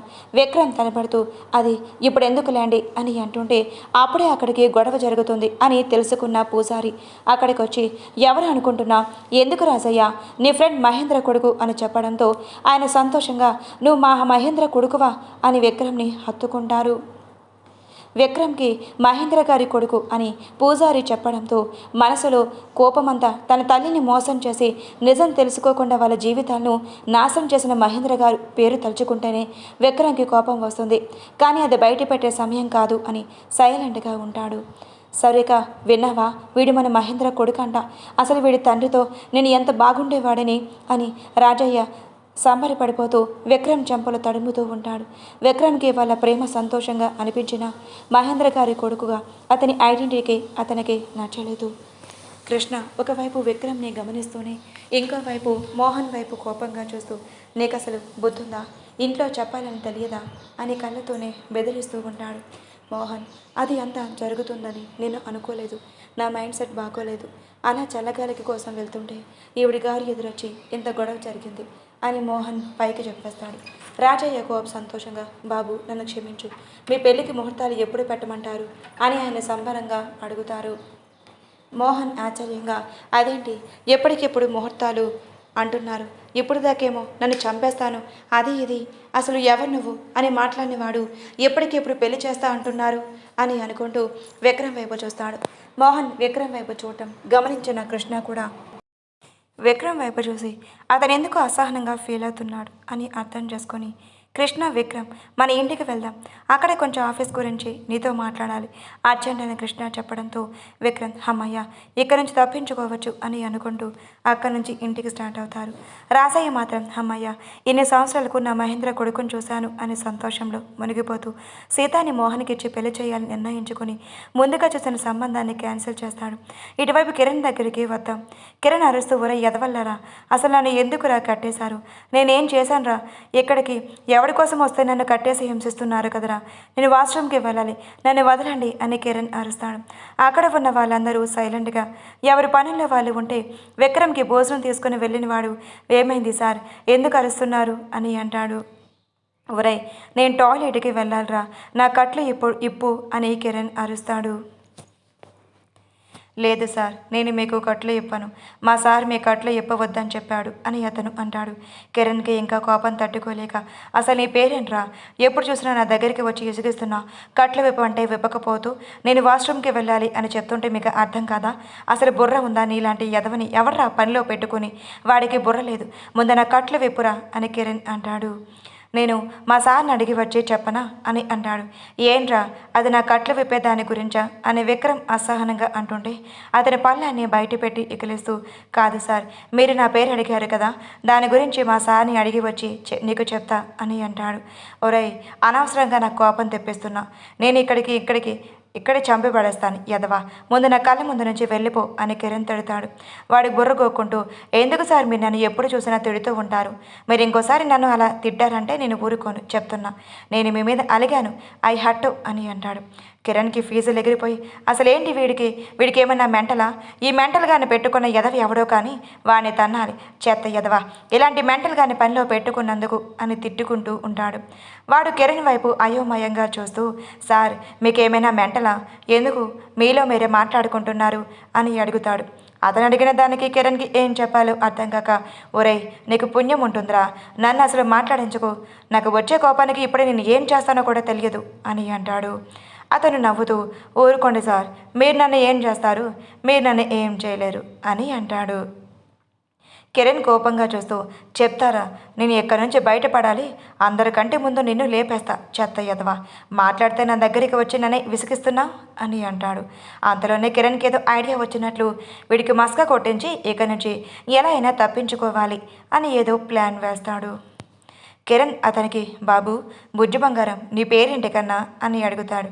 సార్ నా పేరు మతమరుపు అని చెప్తాడు. కిరణ్ ఆశ్చర్యంగా, అదే పేరు, అయినా నీకెందుకు ఇలాంటి పేరు పెట్టారు అని అడుగుతాడు. అతని తడబడకుండా, అది సార్ అంటే నేను మర్చిపోతాను కొన్ని విషయాలు, నాకు సరిగ్గా గుర్తుండు, అందుకే నాకు మా సార్ మతమరుపు అని పెట్టాడు.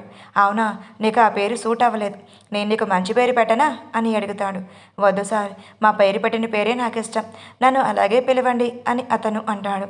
సరే కానీ మతమరుపు ఇటురా, మీతో కొంచెం మాట్లాడాలి అని కిరణ్ పిలుస్తాడు. అతను పళ్ళాన్ని బయటపడి కిరణ్ దగ్గరికి వెళ్ళి, కూర్చొని చెప్పండి సార్, ఎందుకు పిలిచారు, నాతో ఏమైనా సీక్రెట్ చెప్తారా అని అడుగుతాడు. ఒరే నిన్ను తగలయ్యా, ఎక్కడ దొరికావురా నువ్వు, నాకు అనవసరంగా నరేష్ గారిని వెతుక్కుంటూ వచ్చి నీ చేతిలో పడ్డానేంట్రా నేను, ఒరేయ్ విక్రమ్ వీడి దగ్గర నుంచి నన్ను కాపాడరా అని మనసులోనే అనుకుంటాడు. ఇంతలో అతను, చెప్పండి సార్, నన్నెందుకు పిలిచారు అని అడగటంతో, అదేంటంటే ఎప్పుడు నువ్వు నాకు కట్లు విప్పవంట కదా, అందుకే పిలిచాను, నీతో కాసేపైనా మాట్లాడాలి అని పిలిచాను అంటాడు. నేనెందుకు ఇప్పను సార్, ఇప్పుతాను, నేను మీకు కట్లు ఇప్పుతాను, కట్లే కదా ఇప్పాల్సింది అని వాడు అక్కడ ఉన్న కిరణ్ చేతికి కట్లు విప్పేసి మొత్తం విప్పేస్తాడు. కిరణ్కి అప్పుడు బుర్రలో లైట్ వెలుగుతుంది. అంటే నేను ఏది రివర్స్లో చెప్తే వీడు అదే చేస్తాడన్నమాట. అందుకే ఆ రానగాడు వీడిని తీసుకువచ్చి నా దగ్గర పడేశాడు అని అనుకుంటూ, సరే ఇంతకీ ఇక్కడి నుంచి తప్పించుకోవడానికి రూట్ నీకు తెలియదు కదా అని అంటాడు. నాకెందుకు తెలియదు, నాకు తెలుసు, రండి చూపిస్తా అని అతక్కడి నుంచి తప్పించుకోవడానికి కిరణ్కి హెల్ప్ చేయడానికి తీసుకుని వెళ్తాడు. కిరణ్ ఆ దారి వెతుకుతూనే ఆ ఇల్లంతా పరీక్షగా చూస్తాడు. ఇల్లు చాలా బాగుంది అని అనుకుంటూ ఉంటాడు కిరణ్. ఇంకొంచెం ఉంటే వెళ్ళిపోతాను అనగా అప్పుడే స్టెప్స్ దిగి ఒక అమ్మాయి ఫాస్ట్గా పరిగెత్తుకుంటూ కిరణ్ దగ్గరికి వచ్చి హక్ చేసుకుంటుంది. సడన్గా ఎవరో వచ్చి మీద పడేసరికి కిరణ్కి కొంచెం భయంగా అనిపించినా అది బయటకు కనిపించకుండా ఒక్కసారిగా ముందుకు తిప్పుకొని లాగి చెంప మీద కొడతాడు. కిరణ్ కొట్టిన ఫోర్స్కి ఆ అమ్మాయి కింద పడిపోయి చెంప మీద చెయ్యి పెట్టుకొని కిరణ్ వైపే చూస్తూ ఉంటుంది.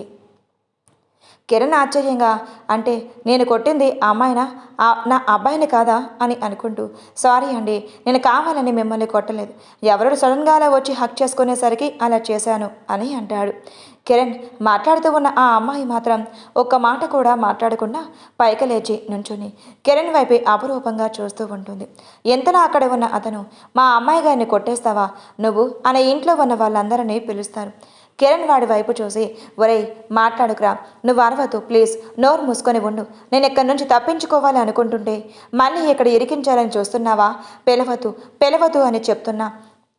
వాడు వినిపించుకోకుండా అందరినీ పిలుస్తాడు. అక్కడికందరూ వచ్చేసరికి ఆ అమ్మాయి చెంప మీద చెయ్యి తీసేసి హెయిర్తో కవర్ చేసుకుంటుంది. కిరణ్ ఆ అమ్మాయి వైపు అయోమయంగా చూస్తూ సైలెంట్గా నిలబడతాడు. విక్రమ్ ఇంటికి చేరుకొని ఎందుకు ఈ కిరణ్ గాడు కాలు కలవట్లేదు, అసలు ఏం జరుగుతుంది అని అనుకుంటూ ఉంటాడు. ఇంతలో సంధ్య అక్కడికి వచ్చి, ఏవండి పూజారి గారు వచ్చారు, పూజకి రేపు మంచి ముహూర్తం ఉందంట అని చెప్తారు. విక్రమ్ సంధ్య మాటలేం వినిపించుకోకుండా, సరే నువ్వు పూజకి సిద్ధం చేసుకో అని చెప్పి ఏదో నోటిఫికేషన్ రావడంతో ఫోన్ ఓపెన్ చేసి చూస్తాడు.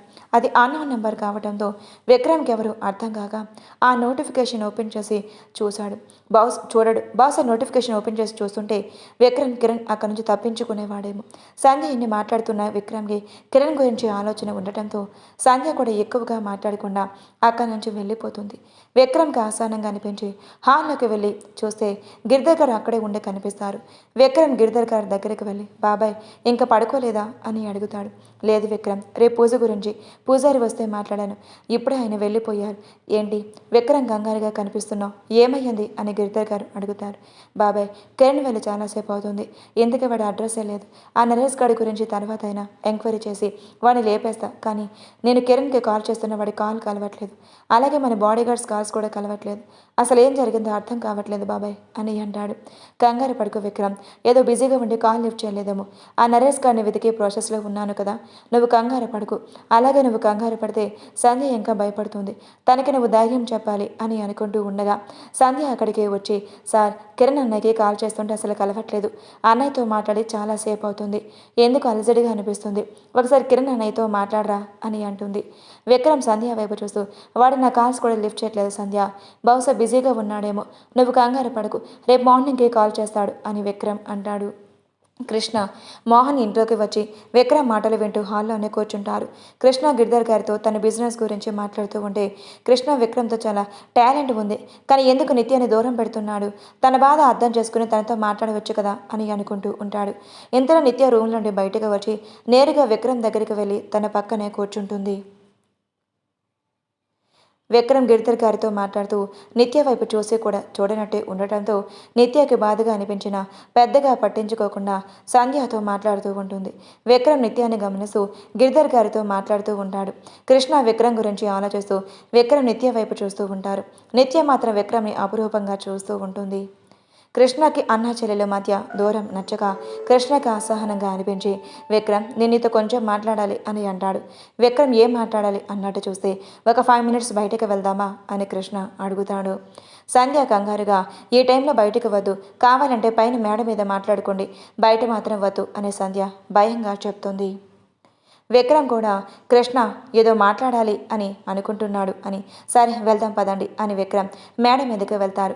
అలాగే కృష్ణ కూడా నిత్య వైపు చూసి మోహన్కి రమ్మని సైగ చేయడంతో ఇద్దరు మేడ మీదకి వెళ్తారు. విక్రమ్ మేడ మీదకి వెళ్ళి తన హ్యాండ్స్ ఫోల్డ్ చేసుకుని ఆకాశంలోకి చూస్తూ ఉంటాడు. కృష్ణ మోహన్ కూడా మేడ మీదకి వెళ్ళి విక్రమ్ని చూసి కృష్ణ కంగారు తగ్గించుకొని విక్రమ్ భుజం మీద చేయి వేస్తాడు. విక్రమ్ కృష్ణ వైపు తిరిగి చెప్పండి కృష్ణ గారు, మీరు నాతో ఏదో మాట్లాడాలి అని పిలిచారు అని అడుగుతాడు. కృష్ణ తడబడుతూ కొత్తగా కృష్ణ గారు ఏంటి విక్రమ్, నన్ను ఎప్పుడు కృష్ణ అనే పిలుస్తావు కదా, మళ్ళీ ఇప్పుడు ఎందుకు ఆ పిలుపు అని కృష్ణ అడుగుతాడు. విక్రమ్ చిన్న నవ్వుతో అప్పుడంటే మీరు నాకు ఫ్రెండ్, కానీ కొన్ని కారణాల వల్ల మీరు నేను తప్పు చేశాను అని అనుకున్నారు, సరే అదంతా వదిలేయండి, ఇప్పుడు మీరు మా చెల్లిని పెళ్లి చేసుకున్నారు కాబట్టి నేను మీకు గౌరవం ఇవ్వాలి అని విక్రమ్ అంటాడు. కృష్ణ నువ్వు నాకు గౌరవం ఇవ్వనవసరం లేదు విక్రమ్, మీ చెల్లిని దగ్గర తీసుకో, పాపం తను చాలా బాధపడుతుంది, నువ్వంటే తనకి చాలా ఇష్టం, విక్రమ్ నువ్వు ఎప్పుడైనా మాట్లాడతావేమో అని 1000 కళ్ళతో ఎదురు చూస్తుంది, ఒక్కసారి నేను తనతో మాట్లాడు అని కృష్ణ అడుగుతాడు. విక్రమ్ కృష్ణ వైపు చూస్తూ ఇంకేమైనా మాట్లాడాలా అని అడుగుతాడు. కృష్ణ ఏం లేదు విక్రమ్, నిత్య గురించి నీతో మాట్లాడాలి అని వచ్చాను అంతే, అంతకు మించి ఇంకో విషయం లేదు అని కంగారుగా చెప్తాడు. విక్రమ్కి కృష్ణ కంగారు ఎందుకో అర్థమే. సరే నేను వెళ్తున్నా అని విక్రమ్ వెళ్తూ ఉండగా నేను నీతో ఒక విషయం చెప్పాలి అని కృష్ణ అంటాడు. విక్రమ్ ఆగి వెనక్కి తిరిగి చెప్పండి కృష్ణ గారు అని వత్తి పలుకుతూ చెప్తాడు. కృష్ణ తడబడుతూ అది సంధ్యాని అని భయంగా విక్రమ్ వైపు చూస్తూ నేనే కిడ్నాప్ చేయించాను అని చెప్తాడు. మోహన్ మనసులోనే వామ్మో చెప్పేశాడ్రా, అయ్యో ఇంకేముంది, ఈ విక్రమ్ మమ్మల్ని చంపేస్తాడు, విక్రమ్ గురించి తెలిసి కూడా వీడు కావాలని విక్రమ్కి చెప్పాడు, ఇప్పుడు నా పెళ్ళి ఆగిపోయింది, నేను చచ్చిపోతాను, నా సీత అన్యాయం అయిపోతుంది అని అనుకుంటూ ఉంటాడు. ముందు ఇక్కడి నుంచి ఎస్కేప్ అవ్వాలి, లేదంటే విక్రమ్ నన్ను చంపేసినా ఆశ్చర్యం లేదు, ఎందుకంటే చెప్పింది కృష్ణ అయినా చేసిందే మాత్రం నేనే కదా, ఎలా అయినా సంధ్యకి సారీ చెప్పాలి, ముందు ఇక్కడి నుంచి తప్పించుకోవాలి అని స్టెప్స్ దగ్గరకు పరిగెడుతున్న మోహన్ని కృష్ణ వెనుక నుంచి చేయి పట్టుకుంటాడు. మోహన్ భయంగా వెనక్కి తిరిగి చూడకపోవటంతో విక్రమ్ తన చెయ్యి పట్టుకున్నాడు అని అనుకుని సారీ సార్, నాకే తెలియదు, నన్ను వదిలేయండి, మీకు దండం పెడతాను, మీ కంటికి కూడా కనిపించను అని అంటాడు. సారీ అండి, నేను మిమ్మల్ని కావాలని కొట్టలేదు, అది తెలియకుండా జరిగిపోయింది అని కిరణ్ చెప్తాడు. ఆ అమ్మాయి కిరణ్ వైపు అపురూపంగా చూస్తూ ఉంటుంది. ఆ ఇంట్లో అందరూ బయటికి వచ్చేసి కిరణ్ వైపు చూస్తూ ఉంటారు. వాడు మాత్రం మా అమ్మాయి గారిని కొడతావా, అసలు నీకెంత ధైర్యం అని అరుస్తూ ఉంటాడు. కిరణ్కి కోపం వచ్చినా అంతా నీ వల్లరే దరిద్రుడా అని వాడి చెంప మీద కొడతాడు. వాడు కింద పడిపోయి చచ్చాను బాబోయ్, సార్ నన్ను కాపాడండి, ఇతను నన్ను కొట్టేస్తున్నాడు, కాపాడండి అని అంటాడు. కిరణ్ కోపంగా వాడి కాలర్ పట్టుకొని పైకి లేపి, నీ వల్లేరే ఇదంతా, ఎందుకు అరిచి చచ్చావు అని కిరణ్ కొట్టేలోపే రానా వచ్చి కిరణ్ చేయి పట్టుకుంటాడు. కిరణ్ అసహనంగా రానా చేయి విదిలించి, అసలు నన్ను ఎందుకు అలా కిడ్నాప్ చేసావు? ఆ నరేష్ గాడు నీ దగ్గరే ఉంటే నన్ను అప్పగించు, లేదంటే లేదు, నేను ఇక్కడి నుంచి వెళ్తున్నా. మా ఆదిత్యకి నీ గురించి తెలిసిందంటే మాత్రం నీ జీవితం ఎలా ఉంటుందో నీకు కూడా తెలియదు, అర్థమవుతుందా అని అరుస్తాడు. రానాకి ఒక్క క్షణం ఆదిత్య కోపం గుర్తుకు వచ్చి మళ్ళీ నరేష్కి ఇచ్చిన మాట కూడా తప్పకూడదు అని నిర్ణయించుకొని రానా గన్ తీసి కిరణ్కి గురిపెడతాడు. రానా అలా గురిపెడతాడు అని ఊహించని ఆ అమ్మాయి కంగారుగా కిరణ్ దగ్గరికి వచ్చి, అన్నయ్య ఏం చేస్తున్నావు నువ్వు, ఆయనకెందుకు గన్ గురి పెడుతున్నావు అని అడుగుతాడు. సాక్షి నువ్వు అడ్డు తప్పుకో అని రానా అరుస్తున్నా సాక్షి ఏమాత్రం రానా మాటలు లెక్క చేయకుండా, నువ్వు అతన్ని కాల్చాలంటే ముందు నన్ను చంపు, ఆయన అంటే నాకు ప్రాణం అన్నయ్య, నీకు తెలుసు కదా నేను ఆయన్ని ఎంతగా ఇష్టపడుతున్నానో అని అంటుంది.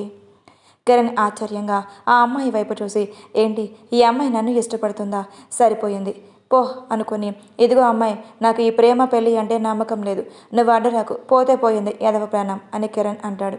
కిరణ్ మాటలకు సాక్షి కోపం తెచ్చుకుంటూ కిరణ్ వైపు తిరిగి కిరణ్ చెంప మీద కొడుతుంది. బుద్ధి లేదని నీకు, నేనేం చేస్తున్నా, నువ్వేం చేస్తున్నావు, మా అన్నయ్యని ఎలాగైనా డైవర్ట్ చేయాలి అని అనుకుంటే ఇప్పుడు నువ్వు వచ్చి పెద్ద నీతిమంతుడిలా మాట్లాడుతున్నావా, నోరు మూసుకొని ఉండు అని అంటుంది. కిరణ్ ఆశ్చర్యంగా ఆ అమ్మాయి వైపు చూసి, ఎవరి తల్లి నువ్వు ఎవరో కూడా నాకు తెలియదు, నువ్వు నన్ను ప్రేమించడం ఏంటి, వాడిని చంపితే నీకెందుకు అంత కోపం అని కిరణ్ అరుస్తాడు. సాక్షి కిరణ్ వైపు తిరిగి కిరణ్ కాలర్ పట్టుకొని, చూడు మా అన్నయ్య నిన్ను చంపితే నేను కూడా చచ్చిపోతాను, నువ్వంటే నాకు ఇష్టం, ఐ లవ్ యూ అని చెప్తుంది. రానా సాక్షిని ఇటువైపు తిప్పుకొని సాక్షి చెంప మీద కొట్టి, అసలు బుద్ధుందా నీకు, నువ్వు వీడిని లవ్ చేయటం ఏంటి, అసలు ఏమనుకుంటున్నావే నువ్వు, వాడి అర్హత ఏంటో తెలుసుకున్నావా అని కోపంగా అరుస్తాడు. చూడన్నయ్య, నువ్వు నన్ను కొట్టినా తిట్టినా సరే నాకు కిరణ్ అంటేనే ఇష్టం, నా జీవితంలో కిరణ్ తప్ప నేను ఇంకొకరిని పెళ్లి చేసుకోను, నువ్వు అలాగే ఆయన చంపుతాను అంటావా, అయితే ముందుగా నన్ను చంపు అని సాక్షి రానా చేతిలో గన్ తీసుకొని సాక్షి తలకి గురి పెట్టుకుంటుంది. సాక్షి వాళ్ళ అమ్మగారు ఫాస్ట్గా అక్కడికి వచ్చి, వస్తే ఏం చేస్తున్నావే, ఎన్ని రోజులు నీ పిచ్చితో మమ్మల్ని చంపావు, ఇప్పుడు వీడి కోసం నువ్వు చేస్తావా, అసలు ఎవరే వీడి ఐడెంటిటీ ఏంటో కూడా తెలుసుకోకుండా ప్రేమ పెళ్ళి అని ఆశపడుతున్నా, అసలు వీడికి ముందే పెళ్ళయ్యి ఉంటే నువ్వేం చేస్తావు అని సాక్షి వాళ్ళ అమ్మగారు అరుస్తారు. సాక్షి కోపంగా వాళ్ళ అమ్మగారి వైపు చూస్తూ, ఒకవేళ నువ్వు అన్నట్టు ఈయనకి ముందే పెళ్ళయ్యి ఉంటే జీవితాంతం ఇతను తలుచుకుంటూ అలాగే ఉండిపోతాను, కానీ ఇంకో పెళ్ళి మాత్రం చేసుకోను, అలాగే కిరణ్ తప్ప నా లైఫ్లో నేను ఎవరిని ఊహించుకోను అని గన్ చూసుకోబోతూ ఉండగా కిరణ్ కంగారుగా సాక్షి చేతిలో ఉన్న గన్ పైకి లేపుతాడు. గన్ సౌండ్కి అందరూ చెవులు మూసుకోవటంతో సాక్షి కిరణ్ వైపు తిరిగి, మీకు కూడా నేను అంటే ఇష్టమేనా అని ఆశగా అడుగుతుంది. కిరణ్ సాక్షి వైపు చూస్తూ, చూడు నాకు పెళ్ళి ప్రేమ అంటే నమ్మకం లేదు, నిన్ను పెళ్లి చేసుకోలేను, నువ్వు నాకు ఇలాంటి పిచ్చి పనులు చేయకు, అసలు నేనెవరో తెలియకుండా ఎలా నువ్వు నన్ను ప్రేమిస్తావు, సరే అదంతా వదిలే, నీ గురించి నాకేం తెలియదు, నేను ఎందుకు పెళ్లి చేసుకోవాలి, ఎందుకు ప్రేమించాలి అని కోపంగా అరుస్తాడు. సాక్షి చిన్నప్పటి నుంచి తను ఏది కావాలన్నా పట్టుబట్టి సాధించే మనస్తత్వం ఉన్నా తన కిరణ్ అలా మాట్లాడటంతో సాక్షికి కోపం వచ్చి ఏం చేస్తుందో కూడా ఆలోచించకుండా అక్కడ డైనింగ్ టేబుల్ వద్దన చాక్ తీసుకొని తన హ్యాండ్ రెస్ట్ మీద పెట్టి గట్టిగా కట్ చేసుకుంటుంది. సాక్షి అంత తొందరగా రియాక్ట్ అవుతుంది అని ఊహించని రానా సాక్షి దగ్గరికి ఫాస్ట్గా పరిగెత్తుకొని వెళ్ళి సాక్షి అని పిలుస్తాడు. అప్పటికి తన బ్లడ్ చాలా పోవటంతో డాక్టర్కి కాల్ చేయి అని రానా అరుస్తాడు. సాక్షి వాళ్ళ అమ్మగారు డాక్టర్కి కాల్ చేసి అర్జెంటుగా ఇంటికి రావాలి అని చెప్పడంతో డాక్టర్ గారు రానా ఇంటికి వచ్చి కాల్ రావడంతో భయపడుతూ అక్కడికి వస్తారు. సాక్షి హ్యాండ్కి ఫస్ట్ ఎయిడ్ చేసి తన కోపాన్ని తనకు కొన్ని ఇంజెక్షన్ చేసి బ్లడ్ చాలా లాస్ అయ్యింది, తనకి రెస్ట్ అవసరం, మీకు తెలుసు కదా తన మెంటల్ కండిషన్, తను ఏది కావాలంటే అదే జరగాలి, అదే తను చిన్నప్పటి నుంచి చేస్తుంది, మరి మీకు తెలిసి కూడా ఎందుకు ఇంత నిర్లక్ష్యంగా ఉన్నారు అని డాక్టర్ చెప్పడంతో రానా సీరియస్గా డాక్టర్ వైపు చూస్తాడు. డాక్టర్ రానా చూపులకి తడబడుతూ సరే జాగ్రత్తగా చూసుకోండి అని చెప్పేసి అక్కడి నుంచి వెళ్తూ రానా వైపు ఒకసారి చూస్తుంది. కిరణ్ మాత్రం సాక్షికి ఎందుకు ఇలా చేస్తుంది అని ఆలోచిస్తూ ఉండిపోతాడు. కృష్ణ మోహన్ చేయి వత్తి పట్టుకుని తన భయాన్ని కంగాన్ని అణుచుకుంటూ విక్రమ్ వైపు చూస్తూ ఉంటారు. విక్రమ్ ఎప్పుడైతే కృష్ణ సంధ్య గురించి చెప్పాడో అప్పుడే తన కోపాన్ని అంతా కంట్రోల్ చేసుకుంటూ తన పిడికిలు గట్టిగా బిగించి పట్టుకుంటాడు. ఆ క్షణం విక్రమ్ కళ్ళు ఎర్రగా చారికలు పుసుకొని మండే సూర్యులా ఉంటాయి. అలా విక్రమ్ని ఎవరైనా చూస్తే అక్కడికక్కడికి మాడి మసైపోతారు అన్నట్టు విక్రమ్ అంటాడు. కృష్ణ ధైర్యం తెచ్చుకుంటూ విక్రమ్ చెప్పేది విను అని ఏదో చెప్పబోతూ ఉండగా నాకు తెలుసు అని విక్రమ్ అంటాడు. విక్రమ్ నాకు తెలుసు అని చెప్పడంతో కృష్ణ మోహన్ ఇద్దరు ఒకరి ముఖాలు ఒకరు చూసుకొని కంగారుగా అంటే మరి నీకు తెలిసి ఎందుకు నువ్వు నన్ను ఏం చేయలేదు అని తడబడుతూనే అడుగుతాడు. నువ్వు సంధ్యని కిడ్నాప్ చేసిన విషయం నాకు ఎప్పుడో తెలిసిందంటే నువ్వు నిత్యమడిలో తాళి కట్టిన 5 నిమిషాలకి ఆ క్షణం నిన్ను ముక్కలు ముక్కలుగా నరికేయాలి అనిపించింది. ఎందుకంటే నువ్వు నా ప్రాణానికి ప్రాణమైన నా భార్యని హింసించావు. కానీ నా చెల్లి మడలో తాళి కట్టిన కారణంగా నిన్ను వదిలేశాను. లేదంటే నీ చావు అంటే ఎలా ఉంటుందో నేను దగ్గరుండి నీకు పరిచయం చేసేవాడిని అని తన కోపాన్ని కంట్రోల్ చేసుకుంటూ మాటల ద్వారా విక్రమ్ ఎంత కోపంగా ఉన్నాడో కృష్ణకి అర్థమయ్యేలా మాట్లాడతాడు. కృష్ణ కొంచెం ధైర్యం తెచ్చుకుంటూ మరి ఇప్పుడు ఏమైంది? నేను నీ చెల్లి మడిలో తాళి కట్టాను అనే కదా నువ్వు నన్ను వదిలేసింది. మరి అయితే నీ చెల్లికి నేను విడాకులు ఇవ్వాలి అనుకుంటున్నాను అని అంటాడు. కృష్ణ మాటలకి మోహన్కి కంగారు అనిపించి నువ్వు అసలు ఏం మాట్లాడుతున్నావురా? నిత్యకి విడాకులు ఇవ్వటం ఏంటి? అసలు నీకు బుద్ధుండే మాట్లాడుతున్నావా అని మోహన్ అంటాడు. విక్రమ్ సైడ్ స్మైల్తో ఏంటి నువ్వు నా చెల్లికి విడాకులు ఇస్తావా? ఇవ్వు. నా చెల్లి సామాన్యురాలు కాదు, తనతో చాలా డేంజర్. ఎందుకు చెప్తున్నానో అర్థం చేసుకో. నువ్వు తను వదిలిపెట్టినా తనని ఏమాత్రం వదిలిపెట్టదు. ఒకటి గుర్తుపెట్టుకో, నువ్వు దాని మెడలో తాళి కట్టిన భర్తవి. కిరణ్ అంటే ప్రేమించిన వాడు కాబట్టి అతన్ని తొందరగా మర్చిపోయి ఉండగలదు. కానీ ఒక్కసారి ఆడపిల్ల మెడలో తాళి కట్టి వదిలేస్తాను అని చెప్పిన వాడి గురించి ఏ ఆడపిల్ల అయినా సరే వాడికి చుక్కలు చూపిస్తుంది. ఎందుకైనా మంచిది నేను ముందుగానే అడ్వైస్ ఇస్తున్నా. నా చెల్లితో జాగ్రత్తగా ఉండు. నేను నా చెల్లిని దూరం పెడుతున్నా అంటే దానికి కొన్ని కారణాలు ఉన్నాయి. సపోజ్ నా వల్ల తనకి ఎలాంటి డేంజర్ రాకూడదు అని నేను నా నిత్యాన్ని దూరం పెడుతున్నా అంతే తప్ప నా చెల్లిని దగ్గరికి తీసుకోవడం నాకు చిటికలో పని. తనతో నేను ప్రేమగా ఉండి తనకి దూరం అయిపోతే తను ఎలా ఉంటుందో నాకు తెలుసు. అందుకే నేను నిత్యాన్ని దూరం పెడుతున్నా.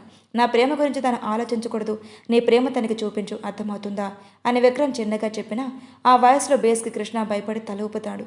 మోహన్ మాత్రం ఆశ్చర్యంగా ఈ మెంటల్ గాడికి ఎవరైనా చెప్పినా వినడు. ఇప్పుడు విక్రమ్ గారు చెప్తుంటే మాత్రం బుర్ర గిరిగిరా ఊపుతున్నాడు. దరిద్రుడు, నాకు ముందే ఒక మాట చెప్పొచ్చు కదా, నేను ఏదో ఒక ఐడియా ఇచ్చేవాడిని. అలాంటి మంచి లక్షణం మనకి లేవులే అని తిట్టుకుంటూ మోహన్ కృష్ణ వైపు కోపంగా చూస్తూ ఉంటాడు. కృష్ణ మోహన్ చూపులు గమనించి ఇప్పుడు ఏమైందిరా, ఎందుకంత కోపంగా చూస్తున్నావు అని అంటాడు. ఏమైందో నీకు నేను తర్వాత చెప్తాలే. సారీ విక్రమ్ సార్, ఇంకోసారి ఇలా రీడ్ చేయము. సంధ్య గారిని ఇబ్బంది పెట్టినందుకు మమ్మల్ని క్షమించండి అని మోహన్ అంటాడు. మిమ్మల్ని క్షమించాల్సింది నేను కాదు, నా భార్య. మీరు ఏదైనా చెప్పాలి అనుకుంటే తనతో చెప్పండి. తను మిమ్మల్ని క్షమిస్తే నాకు ఎలాంటి ప్రాబ్లం లేదు అని అంటాడు. అలా కాదు అని తను భయపడిందంటే మాత్రం నాలో ఉన్న ఆదిత్యాన్ని మీరు చూడాల్సిందే అని విక్రమ్ చెప్పేసి అక్కడి నుంచి వెళ్ళిపోతాడు. విక్రమ్ ఎప్పుడైతే ఆదిత్య అని చెప్తాడో మోహన్కి భయం వేసి ఒరే కృష్ణ, నేను మాత్రం ఇంట్లో ఉండను, ఈరోజే వెళ్ళిపోతాను అని అంటాడు. కృష్ణ కంగారుగా ఎక్కడికి వెళ్ళేది, ముందు మనం సంధ్య దగ్గరికి వెళ్ళి సారీ చెప్పాలి. విక్రమ్ ఏం తప్పు చేయకపోయినా చేశాడు అని అనుకుని ఆడపిల్లతో చాలా క్రూరంగా ప్రవర్తించా, ముందు తనకి సారీ చెప్పాలి పద అని కృష్ణ మోహన్ చేపట్టుకుని లాక్కొని వెళ్తాడు. కిందకి వెళ్ళేసరికి సంధ్య డైనింగ్ టేబుల్ సర్దుతూ కనిపిస్తుంది. కృష్ణ సంధ్యకి కొంచెం దూరం నిలబడి తను ఎలా పిలవాలో అర్థం కాక చూస్తూ ఉంటాడు. మోహన్ సంధ్య దగ్గరికి వెళ్ళి సిస్టర్ నాకు కొంచెం వాటర్ ఇస్తారా అని అడుగుతాడు. సంధ్యకి ఈ వాయిస్ నేను ఎక్కడో విన్నానే అని అనుకుంటూ ఉంటుంది. మోహన్ మళ్ళీ సంధ్యని కదుపుతూ కొంచెం మంచినీళ్ళు ఇవ్వండి అని అంటాడు. సంధ్య ఆ వాయిస్ గుర్తుపట్టి భయపడిపోతుంది. సంధ్య అలా భయపడటం చూసిన కృష్ణ మోహన్ ఇద్దరు అప్పుడే అక్కడికి వచ్చిన విక్రమ్ వైపు చూస్తూ నిలబడిపోతారు. కిరణ్ అక్కడ జరిగేదంతా వింతగా చూస్తూ తన మనసులో ఆలోచించుకుంటూ ఉంటాడు. ఈ అమ్మాయికి నేనంటే ఇంత ఇష్టమా? ఒకవేళ ఈ అమ్మాయికి నేనంటే ఇష్టం ఉంటే ఇక్కడి నుంచి తప్పించుకోవడానికి ఈ అమ్మాయి నాకు హెల్ప్ చేస్తుంది. నేను ఈ అమ్మాయిని ప్రేమించినట్లు నటించి ఇక్కడి నుంచి ఎలా అయినా బయటపడాలి, లేదా ఈ అమ్మాయి ద్వారా అయినా నేను ఇక్కడ కిడ్నాప్ అయిన విషయం విక్రమ్కి తెలిసేలా చేయాలి అని అనుకుంటాడు. సాక్షి వాళ్ళ అమ్మగారు కిరణ్ వైపు చూస్తూ బాబు నీకు చేతులెత్తి దండం పెడతాను. మాకు ఉన్నది ఒక్కనొక్క కూతురు. ఈ పిచ్చిది నిన్ను దాదాపు 7 సంవత్సరాల నుంచి లవ్ చేస్తుంది. మేము ఎంత చెప్పినా వినిపించుకోదు. దాని రూమ్ నిండా నీ ఫోటోలే అని అంటుంది. కిరణ్ ఆశ్చర్యం ఏంటి, నన్ను 7 సంవత్సరాల నుంచి లవ్ చేస్తుందా? అది నాకు తెలియకుండా అసలు ఈ మెంటల్ది నన్ను ఎప్పుడు చూసింది, ఎక్కడ చూసింది? ఇదేమీ చెప్పకుండా చేయి చేసుకొని ఇప్పుడు ప్రశాంతంగా పడుకొని ఉంది. ఇది లేస్తే కానీ నాకు ప్రశాంతత ఉండదు అని ఆలోచిస్తూ ఉంటాడు కిరణ్. సాక్షి వల్ల అమ్మగారు మాట్లాడుతూ ఉంటే కిరణ్ ఆవిడ వైపు చూసి ఆవిడ చెప్పేది వింటూ ఉంటారు. కిరణ్కి ఏం చెప్పాలో అర్థం కాక, నిజమా ఆంటీ? మరి తను నన్ను లవ్ చేస్తుంటే నాకు తెలియదు కదా! తను నన్ను లవ్ చేస్తుందని ప్రూఫ్స్ ఏంటి ఆంటీ? నన్ను ఈ అమ్మాయి లవ్ చేస్తుందని నేను ఎలా నమ్మాలి అని కిరణ్ అడుగుతాడు. కిరణ్ మాటలకు సాక్షి వాళ్ళ అమ్మగారు కిరణ్ చేపట్టుకొని ఒక రూమ్లోకి తీసుకొని వెళ్తారు. ఆ రూమ్ నిండా కిరణ్ వేరే వేరే స్టిల్స్ ఫొటోస్ ఉంటాయి. కిరణ్ ఆ రూమ్ మొత్తం చూసి, వారిని నా దగ్గర కూడా ఇన్ని ఫొటోస్ లేవే, ఇది మంచి కెమెరాస్నే అయి ఉంటుంది, అందుకే నా ఫొటోస్ అన్నీ దీని దగ్గరే ఉన్నాయి, ఎలాగైనా ఇది లేచాక ఈ ఫొటోస్ అన్నీ తీసుకొని దీనికి డబ్బులు ఇవ్వాలి అని అనుకుంటాడు. అయ్యో కిరణ్ బాబు, సాక్షి గారు మిమ్మల్ని లవ్ చేస్తున్నారు, అది గుర్తుపెట్టుకోండి. తను ఏదో కెమెరాను కాదు మీ ఫొటోస్ తీసి దాచిపెట్టుకోవడానికి. సాక్షి వాళ్ళ అమ్మగారు చూసావా బాబు, దాని పిచ్చితో నేను ఎలా ప్రేమించిందో, ప్రతి నిమిషం ప్రతి క్షణం నీ గురించి ఆలోచిస్తుంది. నీకు వేరే అమ్మాయితో పెళ్ళి అని తెలిసినా తను దాదాపు వారం రోజుల నుంచి ఫుడ్ కూడా తినలేదు. తర్వాత ఆ పెళ్లి క్యాన్సిల్ అయ్యిందని తన ఫ్రెండ్ ద్వారా తెలుసుకొని అప్పుడు ప్రశాంతంగా ఊరు పీల్చుకుంది అని అంటాడు. కిరణ్కి నిత్య గురించి వచ్చి గుర్తుకు వచ్చి అతని మనసంతా బాధగా మారిపోయి అక్కడి నుంచి కిందకు వెళ్ళిపోతాడు. కిరణ్ కిందకు రావడం చూసిన రానా ఏం మాట్లాడకుండా సైలెంట్గా ఉండిపోతాడు. కిరణ్ అక్కడే సోఫాలో కూర్చొని ఆలోచిస్తూ ఉంటాడు. రానా మాత్రం వాళ్ళ అమ్మగారి వైపు చూసి, అమ్మ నేను నీతో మాట్లాడాలి అని అంటాడు. ఆవిడ చెప్పరా, నాతో ఏం మాట్లాడాలి అని అంటుంది. అదేంటంటే అమ్మ, నేను కొంచెం పర్సనల్గా మాట్లాడాలి పద అని రానా ఆవిడ రూమ్లోకి తీసుకొని వెళ్తాడు. ఆవిడ రానా వైపు చూసి, చెప్పు కన్నా ఏం మాట్లాడాలి అని అడుగుతుంది. అదేంటంటే అమ్మ, నీకు నరేష్ ఎవరో తెలుసా అని అడుగుతాడు. తర్వాత నెక్స్ట్ పార్ట్లో చూద్దాం. Thank you for watching and more video.